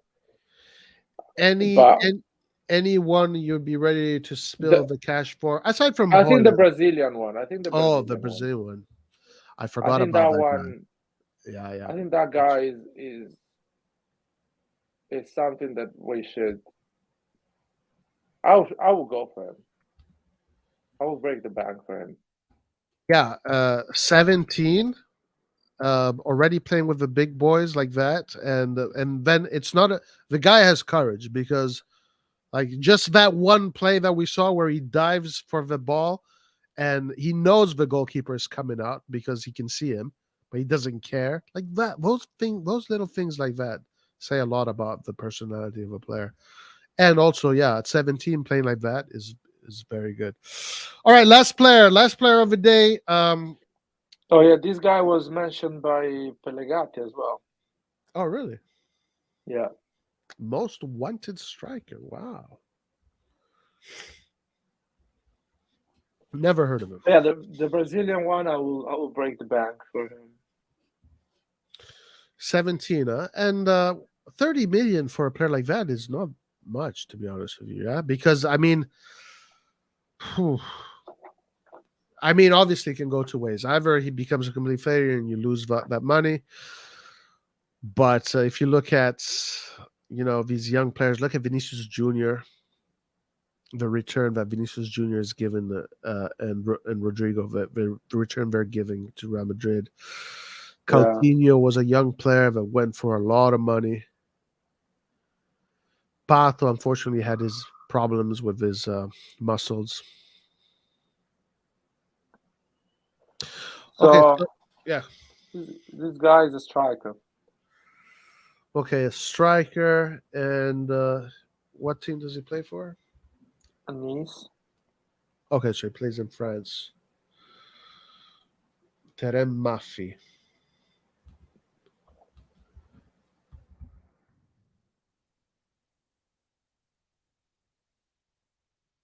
If I can find him on SofaScore. Let me take the comment out. Oh, thanks. Yeah, good. It's big, huh? Yeah. Big, imposing. So what did Pellegatti say about him? I just saw it on his Instagram. There was on the options. Okay. It wasn't a video. No, probably he's done a video. I haven't watched any Pellegatti video in the last 6 months. The man changes opinions every week. So I cannot Numero keep uno, up with them. l'aziendalista numero uno, Pellegatti. Yeah. Ooh. And Pellegatti, there was a moment that says, I'm purely out as well. He did? I mean, not saying it, but he was like almost losing his faith. Right. Yeah, that January period, there was a lot of almost everyone basically lost his faith. After the Inter game, everyone was 99.9% were purely out after the Inter game. Yeah, they can't live with that shit in Milano, but they can't live with it. Okay, so this is another Nigerian striker. Guys, Nigeria right now is developing strikers like crazy. This guy is good. I'll be honest with you. Like, we saw Orban Gift Nigerian, the Boniface Nigerian, this guy Nigerian. You have Lookman Nigerian, Osimhen Nigerian. How many strikers are they developing? Dude, Lookman is from South London, man. I know he's Nigerian, but he's from South London. So I'll be honest. Nigeria has that in their gene, no? They're not missing. They are the Norwegian of Africa, if you can say it. Right, you know right. what I mean? Yeah. The most, let's say, physical, tall, powerful. physical, yeah. That's how I see a striker. You know what I mean? Right. Yeah, they're not producing great midfielders. They're not producing maybe great defenders, but they are right now producing definitely very good strikers. Very good strikers. Right now, maybe one of them is. Osimhen is amazing, though. Osimhen is, incredible. And there is something when you come from a really, rough country, mentality is already built. You're already a man. Yeah, You're ready to go absolutely. and fight. No doubt about that. Yeah. So this guy is a rough diamond because he's not beautiful to look at when he runs and does things, but Yeah, he's effective. he is a little bit. I don't know what the word is in English. Scomposto in the way he runs. Lack of Composure. I mean, in compared to other strikers, I'm saying. Are you there? Oh, I think we lost light for a second.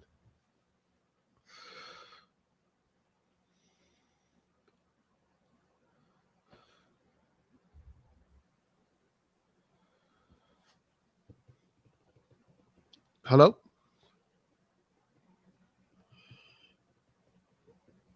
I don't know. I can't hear you, Light. I don't know if you're talking or if you can't hear me.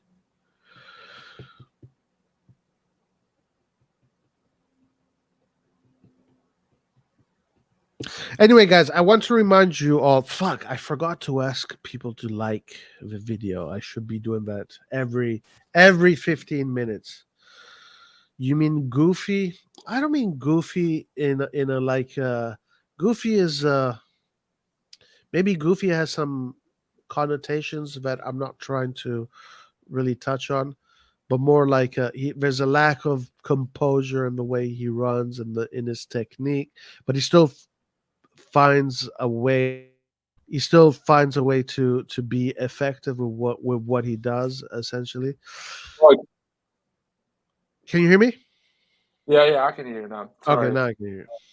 When battery. So yeah, lack of composure, more than not good on the eye. Yeah, not pleasing to the eye, right? Yeah, the way he does things, but it's quite effective. It reminds me a bit of what is a player that is similar? Well, okay, you know who wasn't that pleasing to the eye, but was super effective as a striker was Pippo Inzaghi. Yeah, Pippo Inzaghi, exactly. Yeah. Inzaghi was one of them. Yeah. But man, if you look at Pippo's Inzaghi's goals, dude, the geometry of his diagonals were insane. Like sometimes I look back at his goals and I look at how he would, like, let's say he would dive his diving headers where he would dive towards the ball and then direct it in the bottom corner of the other side with these insane diagonal geometries that are just like, what? But yeah, he is one of those ugly players, right, to watch, and that was super effective.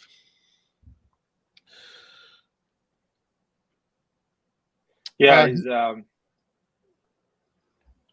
Yeah, and okay, so Chunk likes his movements aesthetically. He's pleasing to watch and surprisingly agile and balanced for someone that a striker that was pleasing to watch. For example, Drogba was really, great composure, turning and shooting. Yeah. Even the Lewandowski is quite great and composure. No, Van Basten was an Basten, Chunk. example. That was the last one, Chunk. Well, let's save him for the next week. Yeah, Van Basten, mamma mia, ragazzi. Van Basten, the Swan. They called him the Swan for there's a reason they called him that. Yeah. That's what I want, man. I want the next Van Basten. But yeah, Super Pippo Inzaghi. What's up, Nathan? How you doing, my man? Super Pippo Inzaghi. His geometries were insane. Ridiculous. Yeah. The way he would be able to contort his body and angle the ball where the goalkeeper could not get it. If the goalkeeper just can't get it. And these incredibly insane, precise geometries. Just, I don't know. I feel like the strikers are coming back, Roy. I feel like it's coming. After the dominance of Ronaldo Messi era, I feel like the big boys in the middle on the box are coming back. They're fashionable again. Yeah. Right now, Osimhen and Haaland are at the forefront of this revival. Yeah, and Sesko, even the Lewandowski, Yeah. Benzema Right. are appreciated a lot. Hoyland. And In looks Italy, good. we're talking about Hoyland all the time now. Even Abraham the also. Abraham, even the lower tier. If you have the top tier, second tier, third tier, there is a lot of them. You know what I mean? Scamacca, even this guy, the Argentina one that now plays for Italy. Retegui, yep. They're coming back, man.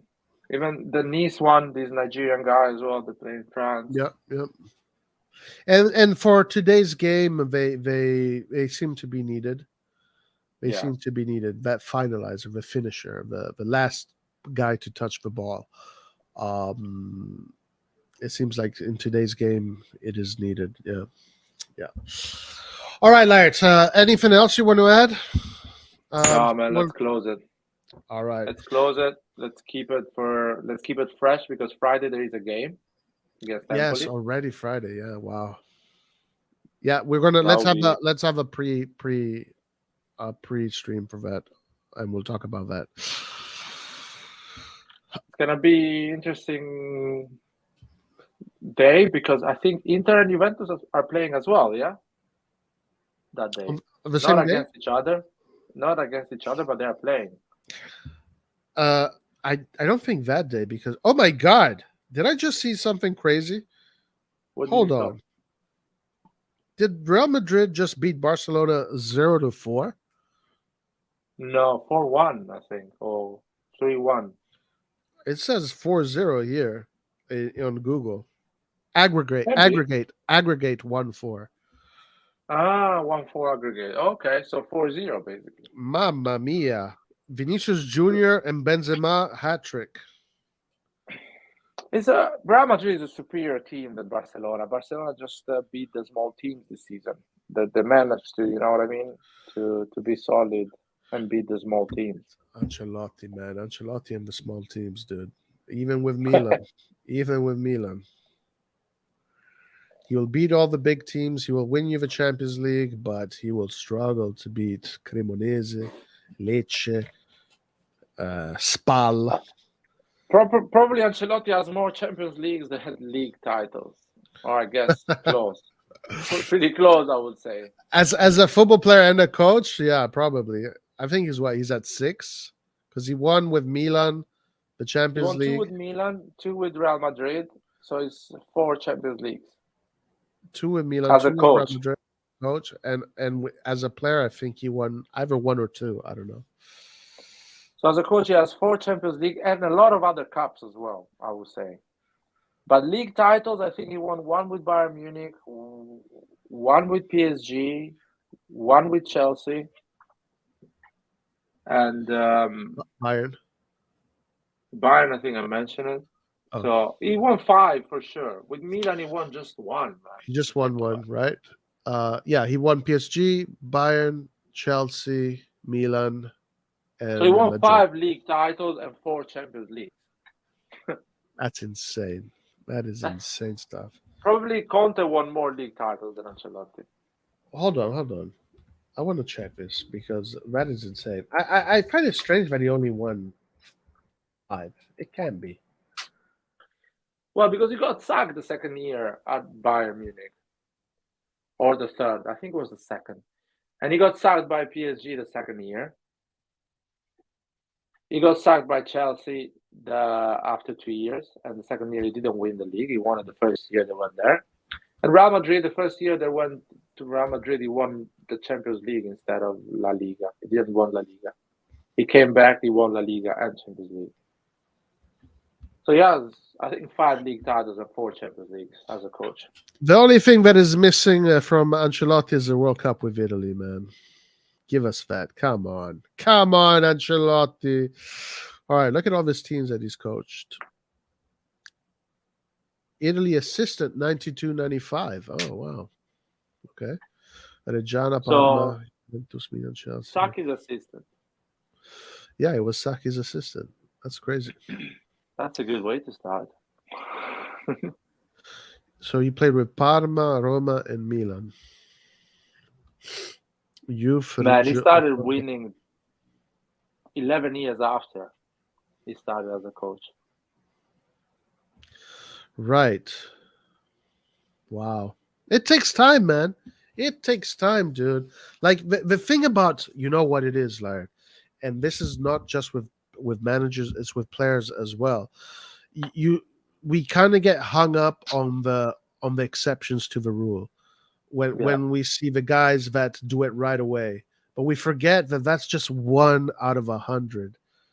The other 99, that's the reality. That's more what it's usually like. And it doesn't mean that because you're not that one, that you're not going to be as successful as that one. I mean, here's a great example. Right now, Ancelotti is probably known as the best coach, one of the best coaches, and look at how long it took him before he got to, have huge success, the huge successes he had. All right, let's look at what this guy won. This guy. So, as a player, he won the Serie A in 82-83 with Roma.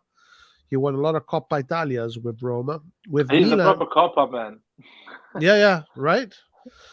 Yeah. He won the Serie A as a player twice with Milan, 88-92, Supercoppa Italiana, 88, European Cup. Okay, so he won 2. So he won 2 of them. He won 2 Champions Leagues as a player.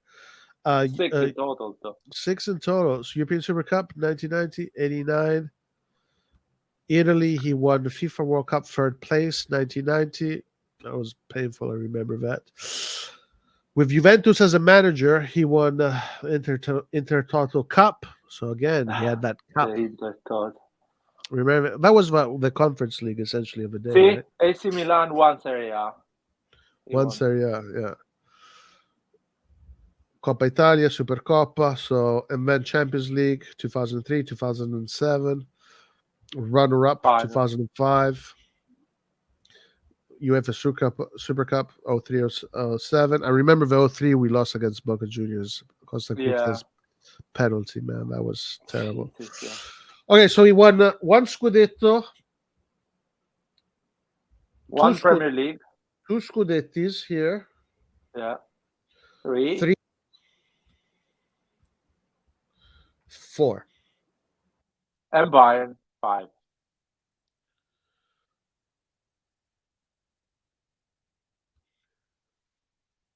So yeah, he almost has as many Champions League as Scudettis, literally by 1. 4 Champions Leagues and 5 Scudettis. And for other coaches, it's the opposite. It's easier for them to win a lot of league titles, and maybe they get 1 or 2 Champions League. For him, it's easier to win the Champions League.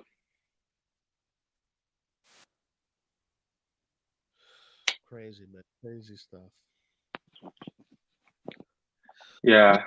Baggio, Balotelli, Guardiola, Calabria, Tonali, all Brescia players. All came from Brescia. Well, no, Baggio didn't came from Brescia. Come from there, but he played there. I guess he had yeah, he played there.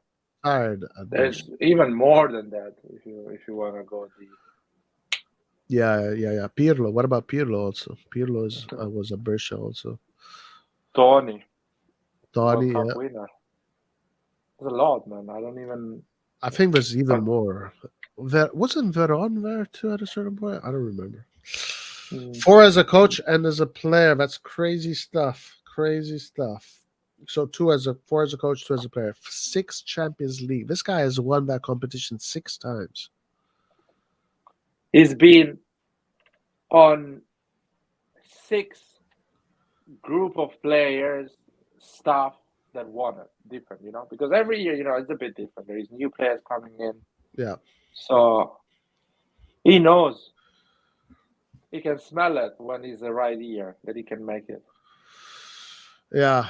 I wonder if this is going to be number 5 for him. I wonder. Well, will he take says if Real Madrid doesn't win, I want Milan to win it. Nice. All right, Lart. Good stuff, man. Good stuff today. It started off with some drama. We'll sort out this drama soon. What do you make out of all of this? Do you think it's worth our time, or what? Or yeah, I mean it's fun at the end of the day, but Well, if they want to talk football for real, so literally talk football, I don't want to hear them saying, "Oh, headless chicken," running like an headless chicken. I might as well talk with Nathan. I don't need to talk to them. I don't need to go on another channel. what a dig! What a dig! I have 20 Damn, other guys Nathan. on the WhatsApp chat that can give me those arguments. So I don't need to go on another channel. But if they decide to talk football, maybe it's Damn. worth it. Oh man, I wonder if Nathan heard that. What a dig! What He's a there, dig! Nathan. He's there. Look at that.